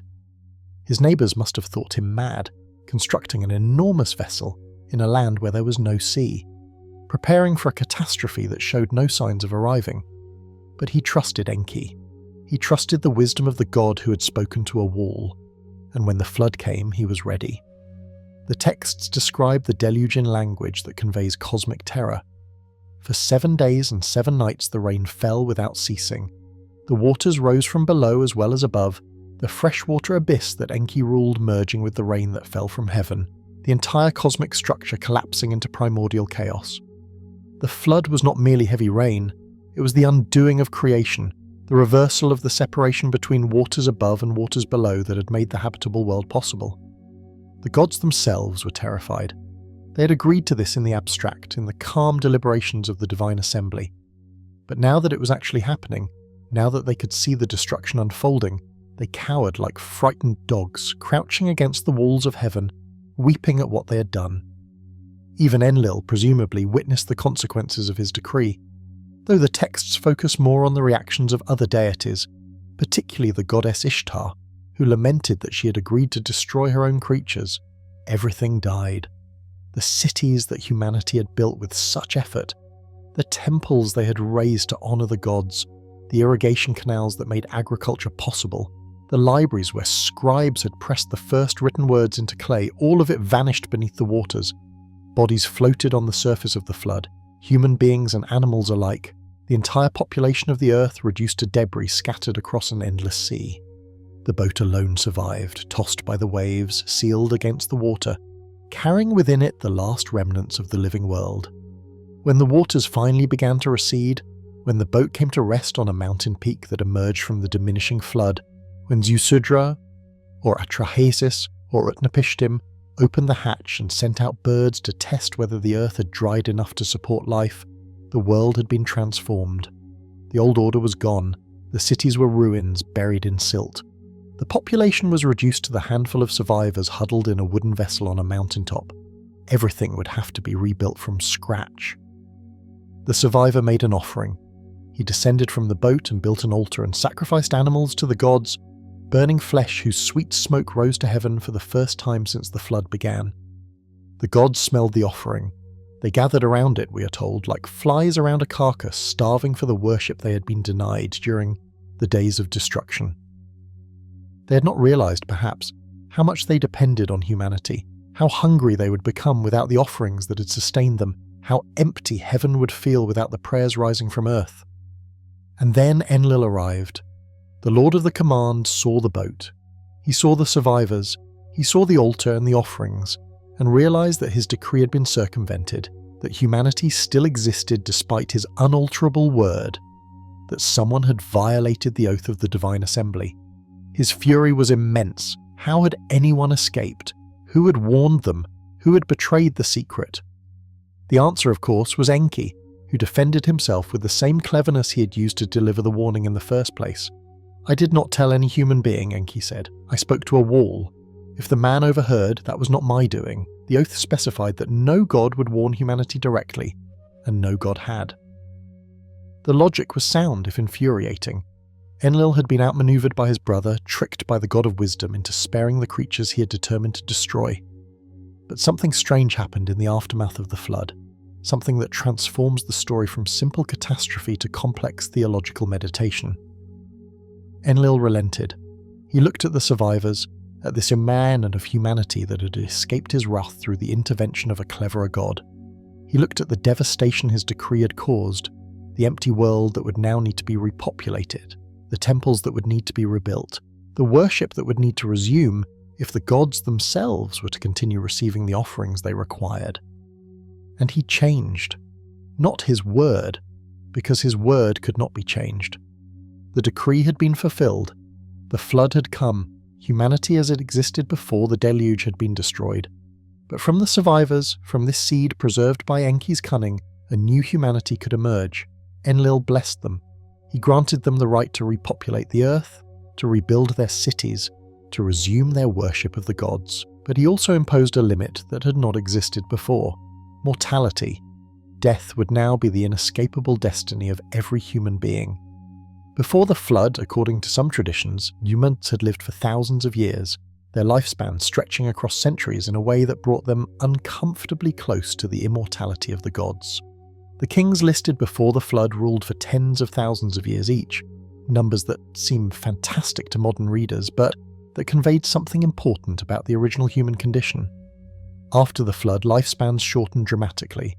The antediluvian patriarchs gave way to kings who ruled for mere decades, still impressive by modern standards, but nothing compared to their predecessors. Death became not just possible, but certain, a limit built into human existence, a check on the growth and ambition that had caused such trouble before. Some scholars see this as a punishment, a diminishment of humanity as revenge for the survival Enlil had not intended to permit.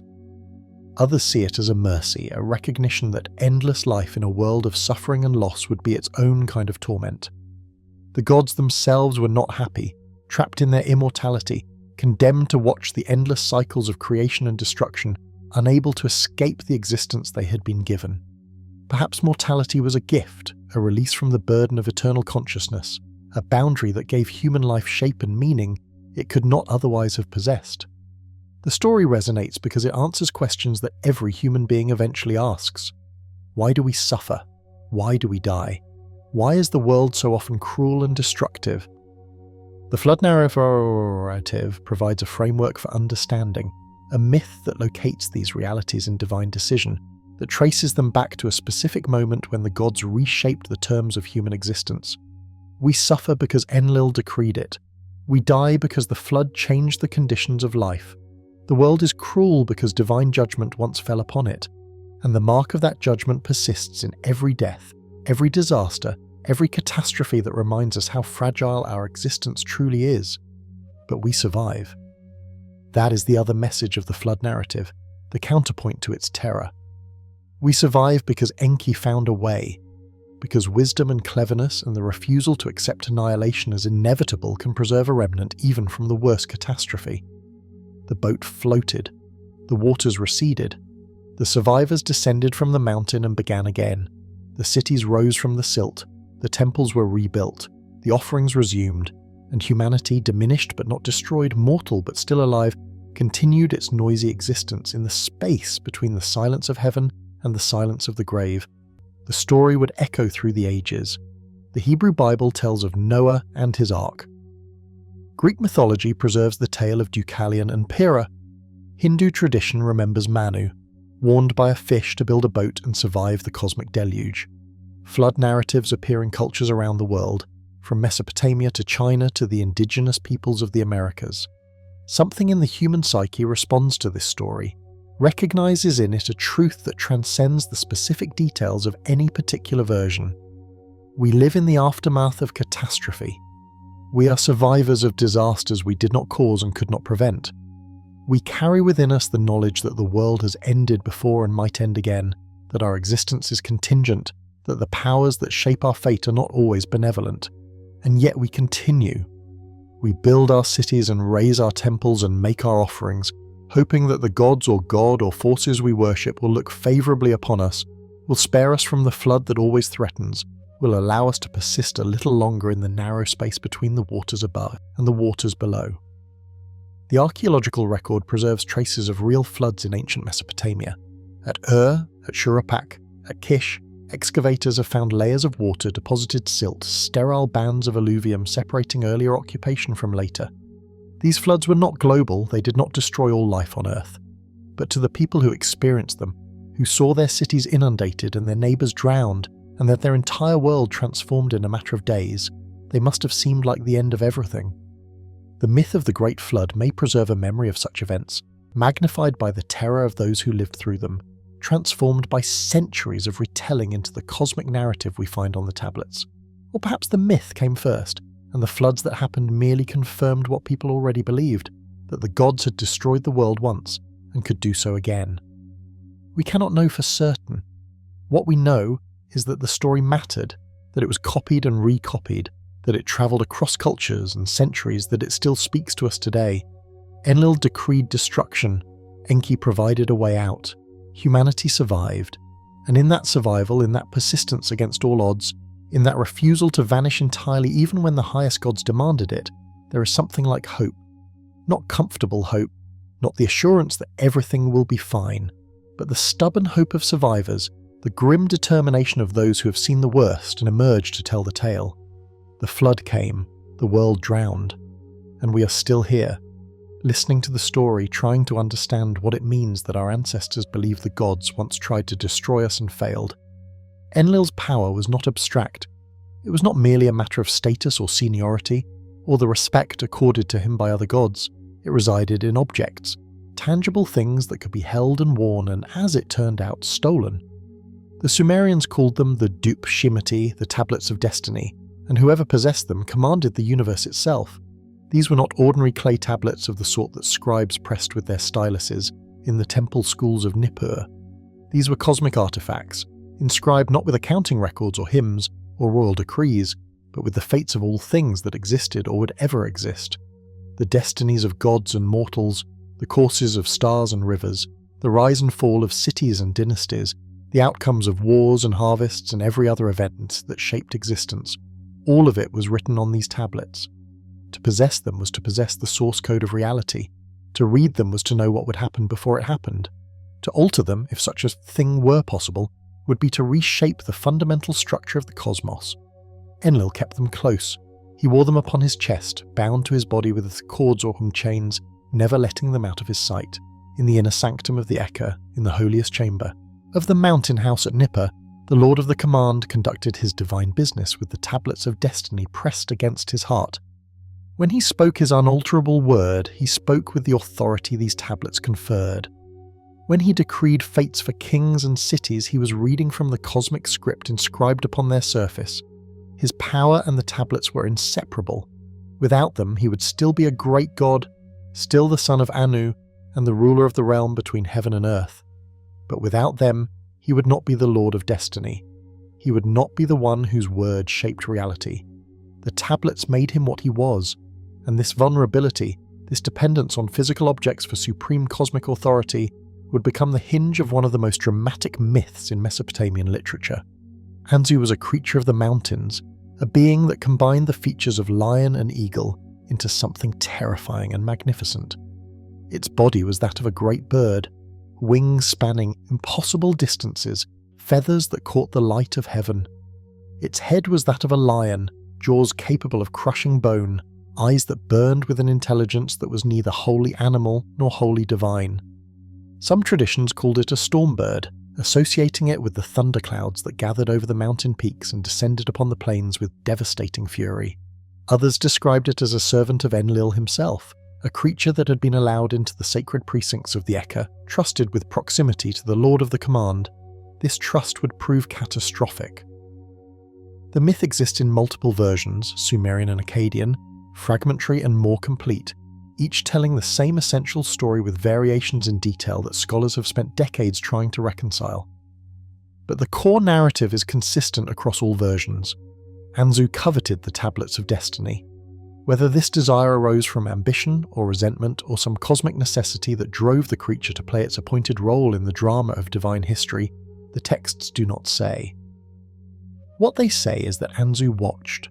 It observed Enlil's routines, noted when the Lord of the Command was vigilant and when he was not, counted the moments and catalogued the opportunities, and it waited for the one moment when the tablets would be vulnerable. That moment came when Enlil bathed. Even supreme deities, it seems, required ritual purification, moments when they cleansed their divine bodies in sacred waters and renewed their connection to the cosmic forces they embodied. During these ablutions, Enlil removed the Tablets of Destiny from his chest. He set them aside. He turned his attention to the waters and the rituals of cleansing, and for a brief interval the objects that granted him supreme authority lay unguarded. Anzu seized its chance. The creature swooped down from wherever it had been watching, grasped the tablets in its talons, and fled. It rose into the sky with the Tablets of Destiny clutched to its breast, flying towards the mountains that were its home, toward the peaks where no god would easily follow. And as it flew, the universe began to unravel. The theft of the Tablets of Destiny was not merely a crime against Enlil, it was a crisis of cosmic proportions. The tablets were not just symbols of authority, they were functional objects that maintained the order of existence. With the tablets gone from their proper place, with their power now in the possession of a creature that had no right to wield them, the mechanisms of fate stuttered and failed. The texts describe the immediate aftermath in language that conveys existential terror. Divine functions ceased. The divine plans were scattered. Brilliance faded. Silence spread. The ordered processes by which reality maintained itself ground to a halt as the Tablets of Destiny vanished into the mountain realm of the thief. It was as though someone had stolen the central computer of the universe, and all the programs that kept existence running had crashed. Enlil emerged from his bath to discover the catastrophe. His reaction was fury mixed with something that might have been fear. He summoned the gods, called them to assembly to address the crisis. But what could be done? Anzu now possessed the tablets. Anzu now held the power to decree destinies. Whoever faced the creature would face not just its physical might, but the cosmic authority it had stolen. How could any god challenge a being that controlled fate itself? The assembly of gods was paralyzed. Enlil called for a champion, someone willing to confront Anzu and retrieve the tablets. The reward would be immense. Whoever succeeded would be celebrated above all other gods, would receive honours and powers second only to the Lord of the Command himself. But the task seemed impossible. Several gods were approached and each refused. The texts name different candidates in different versions, but the pattern is the same. Even the mightiest deities quailed before the prospect of fighting a creature that could decree their defeat before the battle even began. The tablets had made Enlil supreme. Now they would make Anzu invincible, or so it seemed. Finally, one god accepted the challenge. Ninurta, son of Enlil, the divine warrior whose function was to defend cosmic order against the forces of chaos, stepped forward. Perhaps he was motivated by the loyalty to his father. Perhaps he was driven by ambition, seeing in this crisis an opportunity to elevate himself.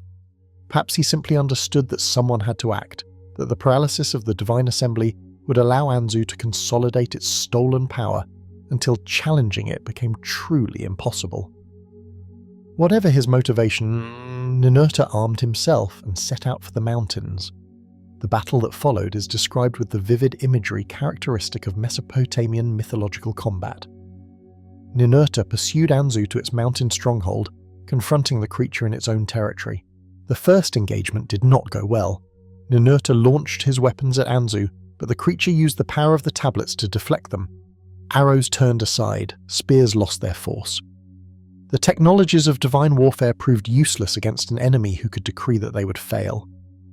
Ninurta retreated, defeated but not destroyed, forced to reconsider his strategy. This is where the myth becomes interesting from a theological perspective.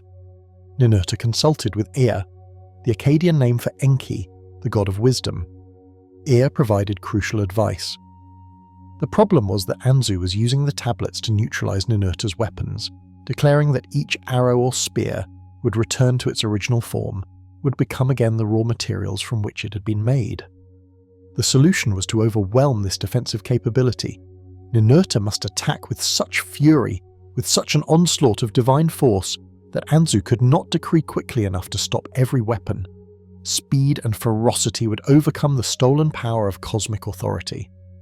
Ninurta returned to battle with renewed determination. He summoned the winds, appropriate weapons for the son of the Lord of Wind and Storm. He conjured dust storms and tempests, clouds of debris that obscured Anzu's vision and battered its wings. He launched weapon after weapon in such rapid succession that the creature's decrees could not keep pace. And finally, in the chaos of the storm, Ninurta found his opening. He struck Anzu with a killing blow, severing the creature's wing or piercing its heart depending on which version of the text one follows. The theft that had shaken the cosmos was avenged. The tablets of destiny were recovered. Ninurta brought them back in triumph, restored them to his father, and received the honours that had been promised. He was celebrated as the champion of the gods, the defender of cosmic order, the hero who had succeeded where all others had failed. Temples were dedicated to him. Hymns were composed praising his valour. His name became synonymous with divine victory over the forces of chaos, and Enlil once again wore the tablets of destiny upon his chest, his authority restored, his position as Lord of the Command reconfirmed. But the myth leaves troubling questions in its wake. If the tablets of destiny could be stolen once, could they not be stolen again? If Enlil's supreme power depended on objects that a determined thief could take, how secure was that power really?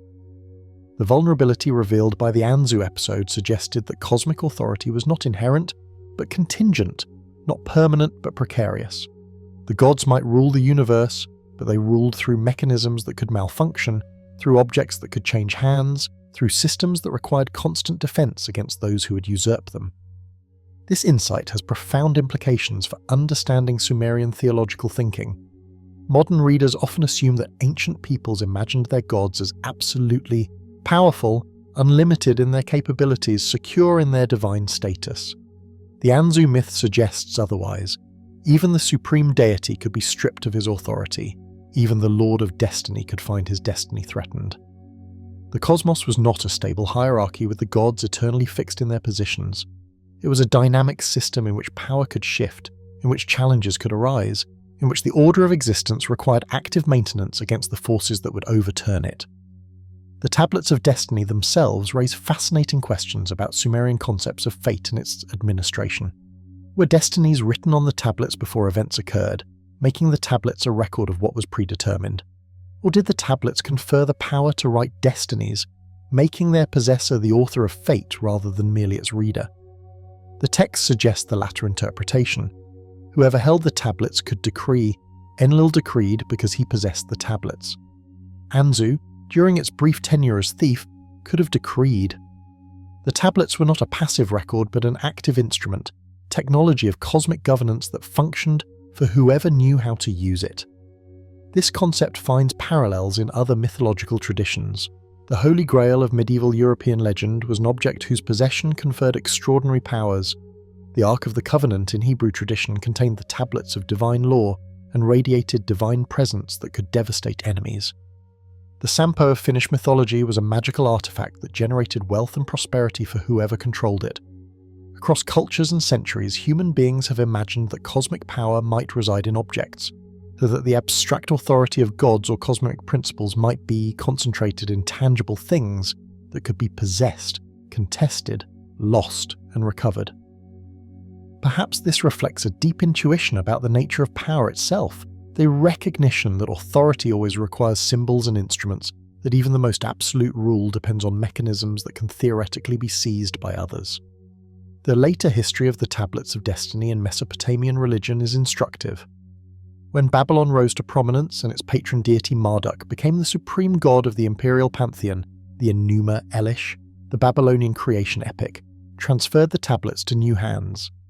In that text, Marduk defeats the primordial chaos monster Tiamat, and from her body creates the ordered cosmos. And as part of his elevation to supreme authority, Marduk takes possession of the tablets of destiny, either receiving them as a gift from the other gods, or seizing them from Chingu, Tiamat's champion who had worn them in battle. The tablets that had been Enlil's source of power became Marduk's source of power. The instrument of cosmic governance changed hands as the political realities of Mesopotamia changed, as Nippur's religious centrality gave way to Babylon's imperial dominance. The myth adapted to new circumstances while preserving its essential structure. Supreme authority required the tablets. The tablets could be transferred. Whoever possessed them commanded fate. The Anzu myth survived alongside the newer Babylonian traditions, copied and preserved because it remained compelling even when Enlil was no longer the supreme deity of the imperial cult. Perhaps scribes and priests found in it a useful story about the dangers of complacency, a warning that power must be guarded vigilantly against those who would steal it. Perhaps they appreciated its adventure narrative, the dramatic arc of theft and crisis and heroic recovery that made it engaging to audiences across generations. Perhaps they recognized in it truths about the nature of authority that transcended the specific identity of whatever god happened to sit at the top of the divine hierarchy. Power is precarious. Order requires defense.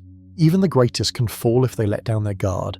And there is always an Anzu somewhere, watching and waiting, ready to seize its chance when the moment of vulnerability arrives. For the listener following the story of Enlil across these chapters of ancient religious history, the Tablets of Destiny represent something essential about how the Sumerians understood their supreme god. He was not all-powerful in the sense that later, monotheistic traditions would imagine their deity. He was not omniscient or omnipotent or immune to challenge. He was the greatest among the gods, the one who held the instruments of cosmic governance, the lord whose decrees shaped reality. But he held these things. They were not intrinsic to his nature. They could be taken from him. His son had to fight to recover them. The security of the cosmos depended not on the invulnerability of its ruler, but on the vigilance of that ruler and the loyalty of those who served him. This is a different kind of theological imagination than we might expect, more political than metaphysical, more concerned with the dynamics of power than with abstract notions of divine essence. The tablets still exist somewhere, if we allow ourselves to think within the mythological framework. They passed from Enlil to Marduk, and when Babylon fell and its gods were forgotten, they passed to wherever cosmic objects go when the civilizations that imagined them crumble into dust. Perhaps they were absorbed into newer concepts of divine authority. Perhaps they were translated into different symbols by later religious traditions.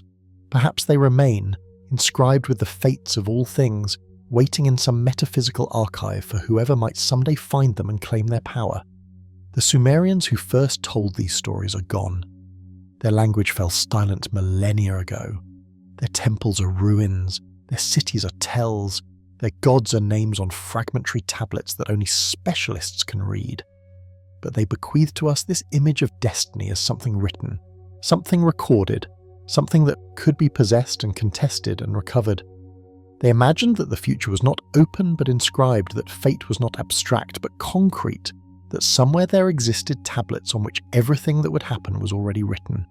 And they imagined that their greatest god, the Lord of the Command, the one whose word could not be changed, derived his power from these objects. The Tablets of Destiny made Enlil what he was, and in imagining such tablets, the Sumerians created a way of thinking about fate and power and authority that would echo through religious history long after their own civilization had vanished beneath the accumulating sands of time. Gods do not die the way mortals do. They do not draw a final breath. Do not feel their hearts slow and stop. Do not leave behind a body that can be buried or burned.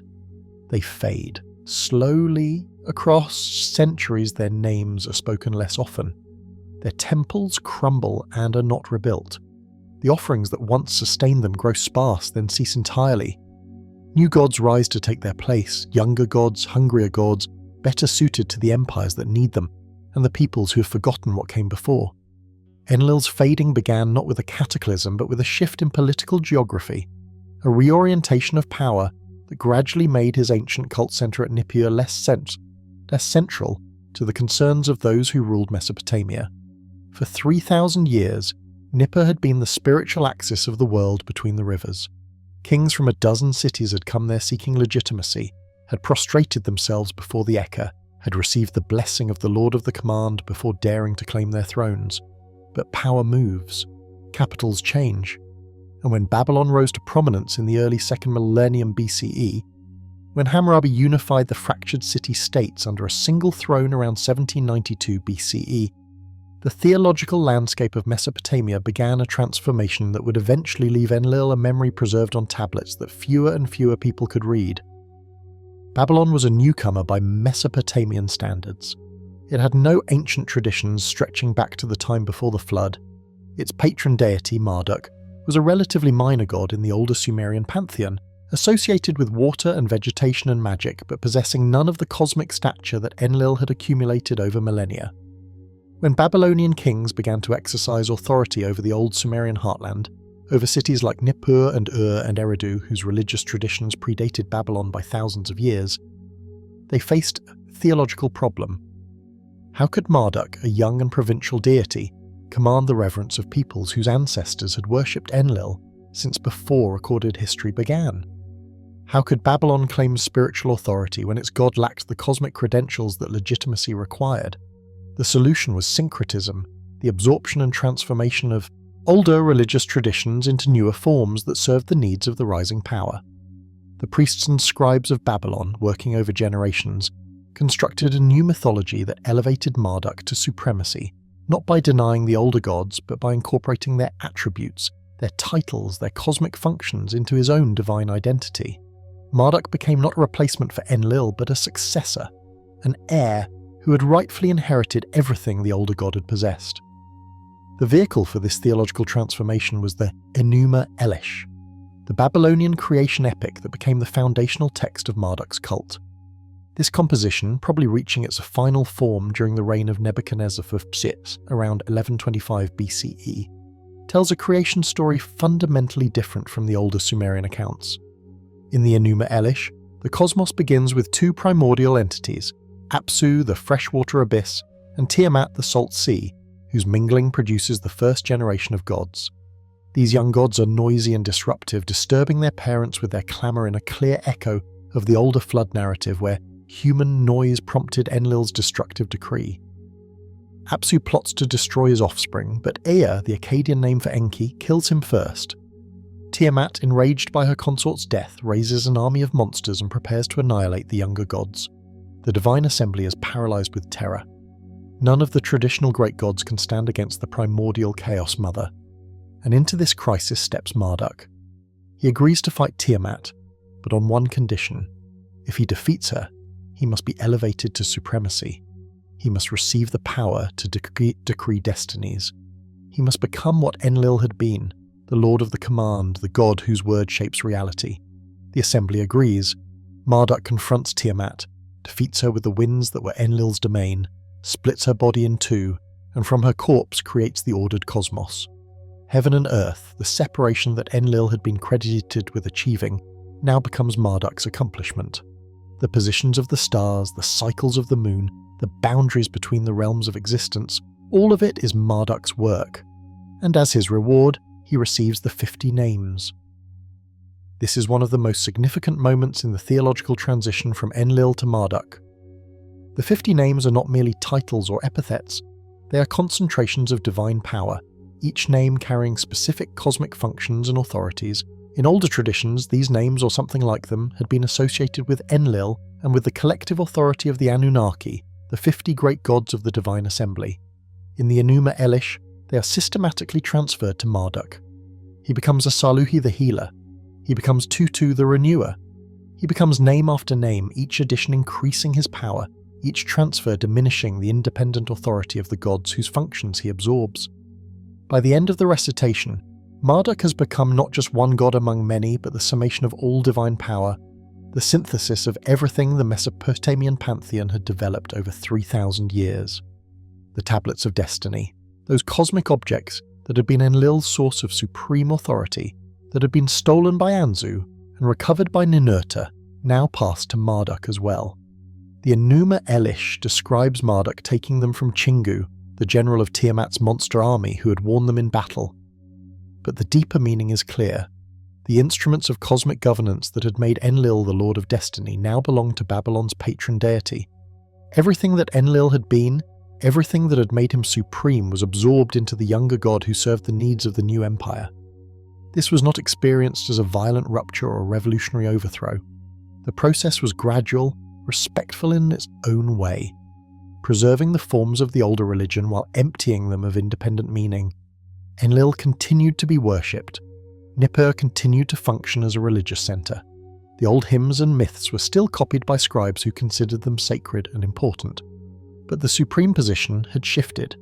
When kings sought cosmic legitimacy, they increasingly sought it from Marduk in Babylon rather than from Enlil in Nippur. The theological centre of gravity had moved, and Enlil, while still honoured, was no longer the essential deity whose blessing no ruler could do without. In Assyria to the north, a parallel process unfolded with different details but similar results. The Assyrians had their own supreme deity, Ashur, the god of their capital city whose name was identical to the name of the land itself. As Assyria grew from a modest trading state to a vast empire that eventually conquered Babylon itself, Assyrian theologians faced the same problem the Babylonians had faced.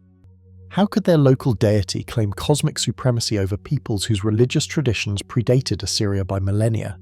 Their solution was even more direct than the Babylonian approach.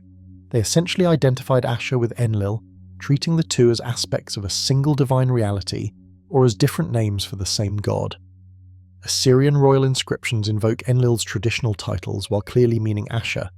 The attributes that had distinguished the Lord of Nippur were transferred wholesale to the Lord of Assur.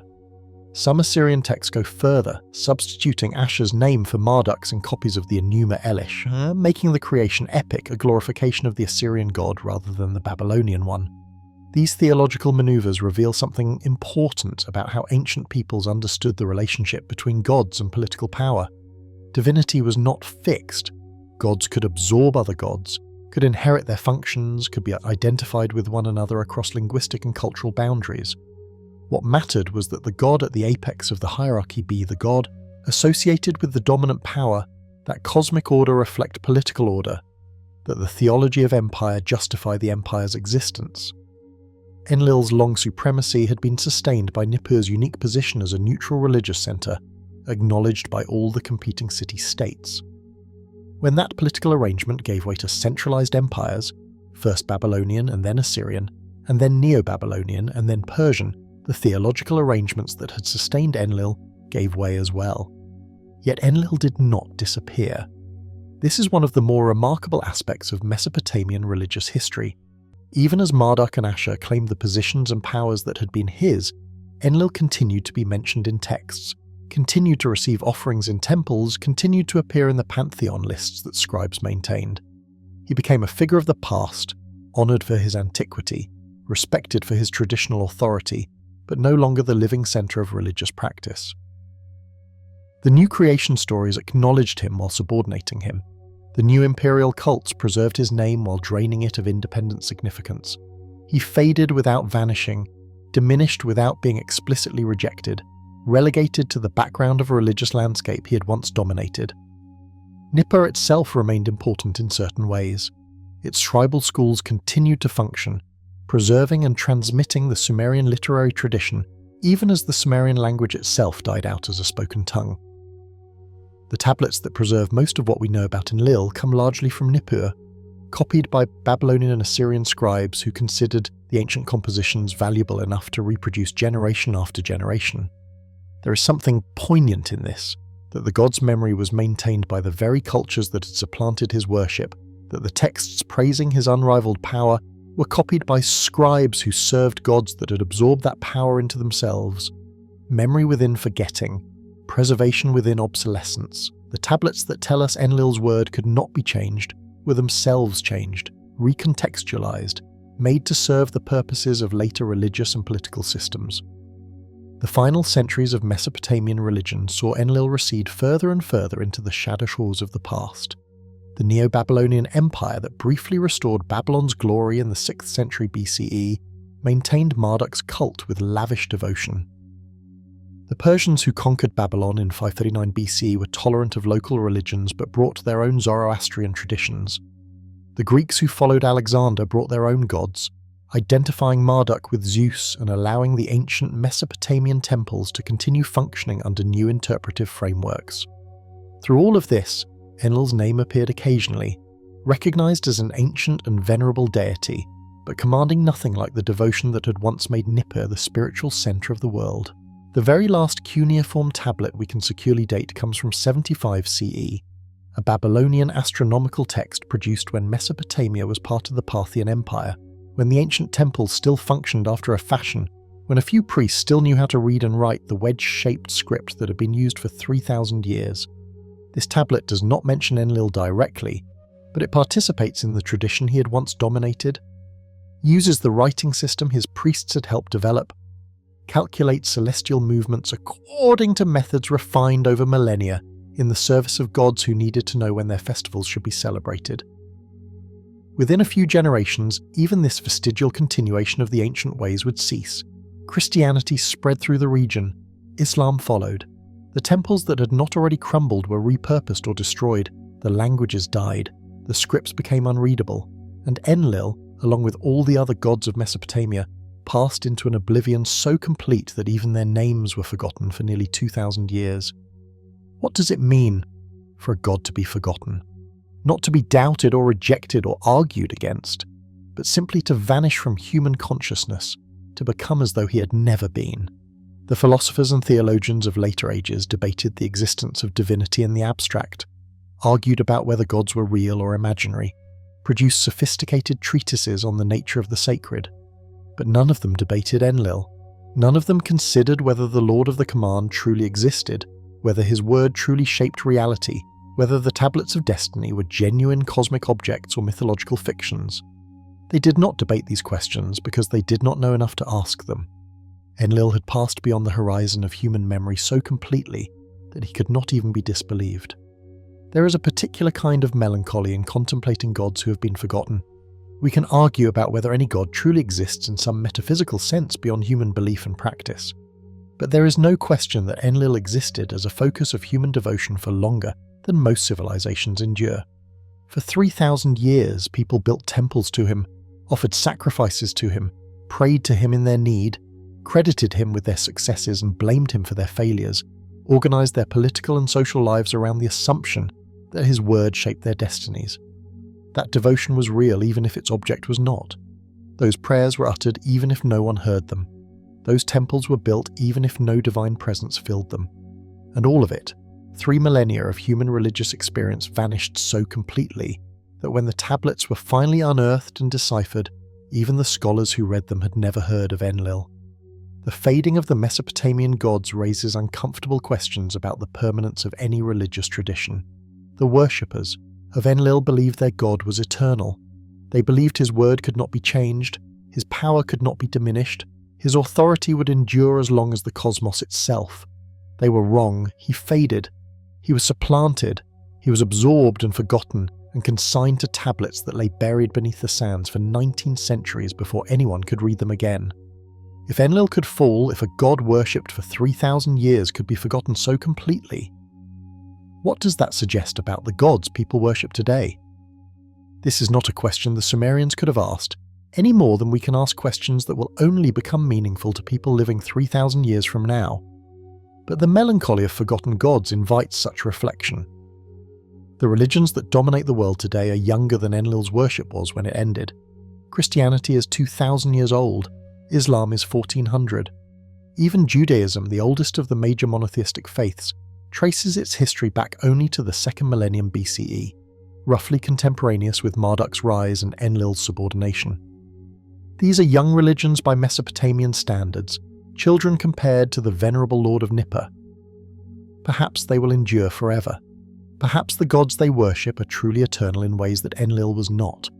Or perhaps they too will fade, will be absorbed into whatever comes next, will be remembered only on fragments dug from ruins by scholars who have never heard their names. We cannot know. We can only observe that gods have faded before, that theological systems that seemed permanent have vanished, that the fervent devotion of millions over millennia has proven insufficient to preserve a deity from oblivion.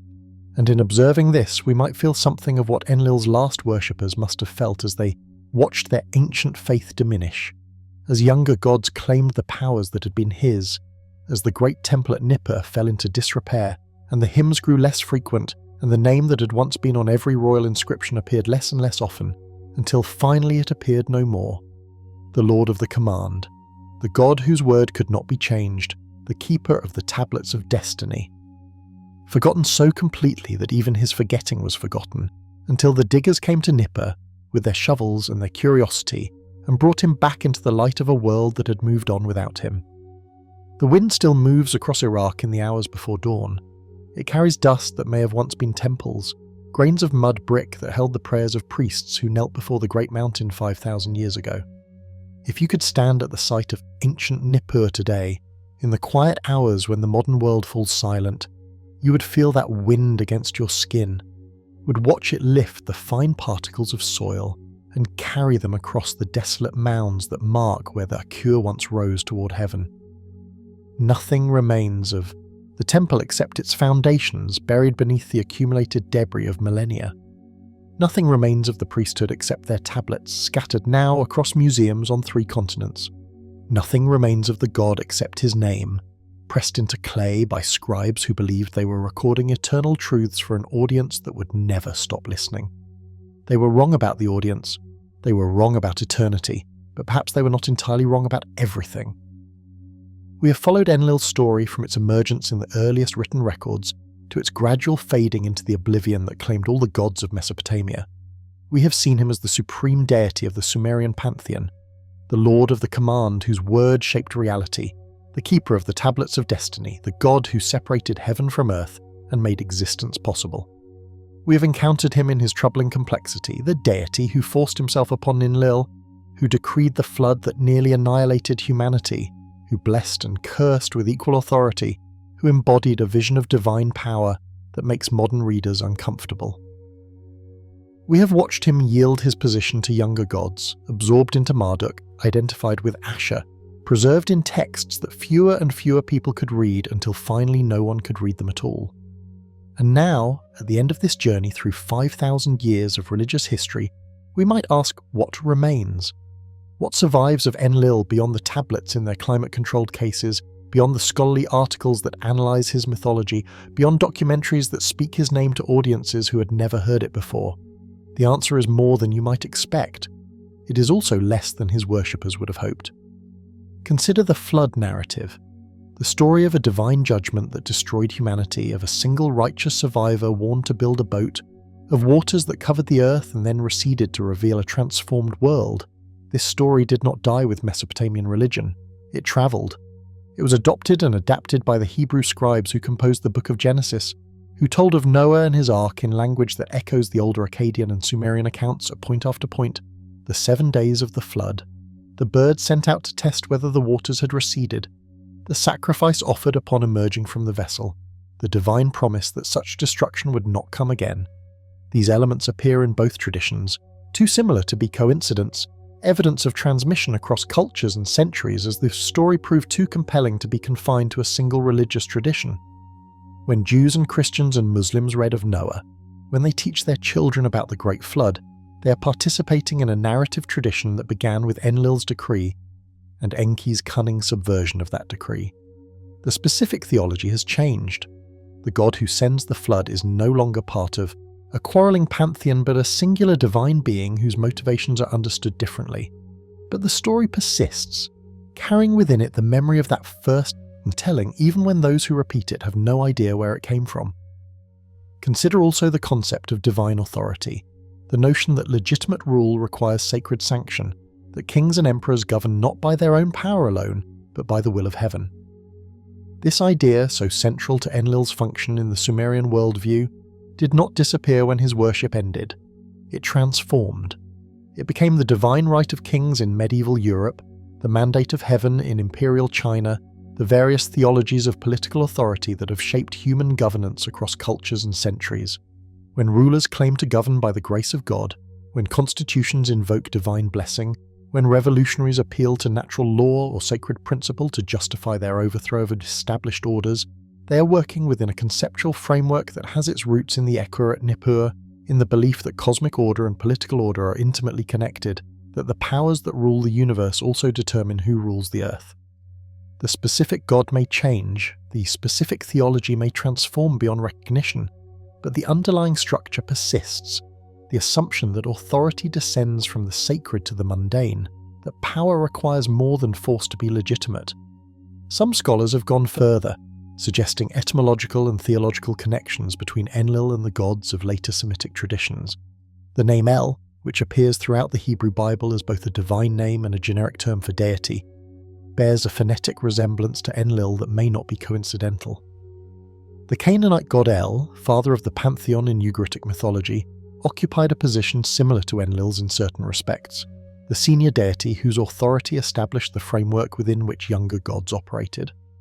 Whether these parallels reflect direct influence, common inheritance from a shared cultural ancestor, or merely the limited number of ways humans can conceptualize supreme divine power, scholars continue to debate. The connections are suggestive but not certain, tantalizing but not conclusive. What we can say is that the religious imagination of the ancient Near East was interconnected, that ideas and stories travelled along trade routes and through conquests, that the god worshipped in Nippur existed within a world where influences flowed in many directions. Enlil may have contributed something to the gods who came after him, or he may simply have been the first to give form to intuitions that would recur whenever human beings contemplated the sacred. Either way, his shadow falls across the religious history that followed his own tradition's demise. But perhaps the most enduring legacy of Enlil is also the most difficult to trace. It is the wind itself, the element he embodied, invisible force that moves across the world carrying life and death in equal measure. The Sumerians understood something profound when they made the Lord of the Atmosphere their supreme deity. They recognized that the space between heaven and earth, the realm we inhabit, is not empty but filled with movement, with breath, with the constant circulation of air that makes life possible and sometimes makes it impossible. Every wind that blows carries something of what Enlil represented, not because the god is real in any metaphysical sense, but because the phenomenon he personified is real, because the air we breathe and the storms that strike us and the breezes that cool us on summer evenings are exactly what they were 5,000 years ago, when priests in Nippur raised their hands in supplication to the great mountain. We have given the wind different names. We have explained it through meteorology rather than theology. We understand the pressure differentials and thermal dynamics that drive atmospheric circulation in ways the Sumerians could not have imagined. But understanding the mechanism does not diminish the phenomenon. The wind still moves. It still carries dust and seeds and the scent of distant places. It still howls through the ruins of ancient cities and whispers through the climate-controlled corridors of museums where the tablets rest. If Enlil was the wind, then Enlil still exists in the only way that matters for natural phenomena, as a presence we cannot see but constantly feel, as a force that shapes our world, whether we acknowledge it or not. The tablets themselves are a kind of miracle. They should not have survived. Clay is fragile, the centuries are long, the wars and floods and fires that swept across Mesopotamia should have destroyed these records as thoroughly as they destroyed the temples and palaces and cities where they were created. But clay, when fired or when dried thoroughly, and buried under conditions that protected it from moisture, becomes remarkably durable. The tablets that tell us about Enlil were preserved by catastrophe, by the very destructions that ended the civilizations that produced them. Buildings burned and the fire hardened the clay. Cities were abandoned and the accumulating soil sealed the archives. The disaster that erased the living culture preserved its written record, a paradox that has given us access to a world that would otherwise be entirely lost.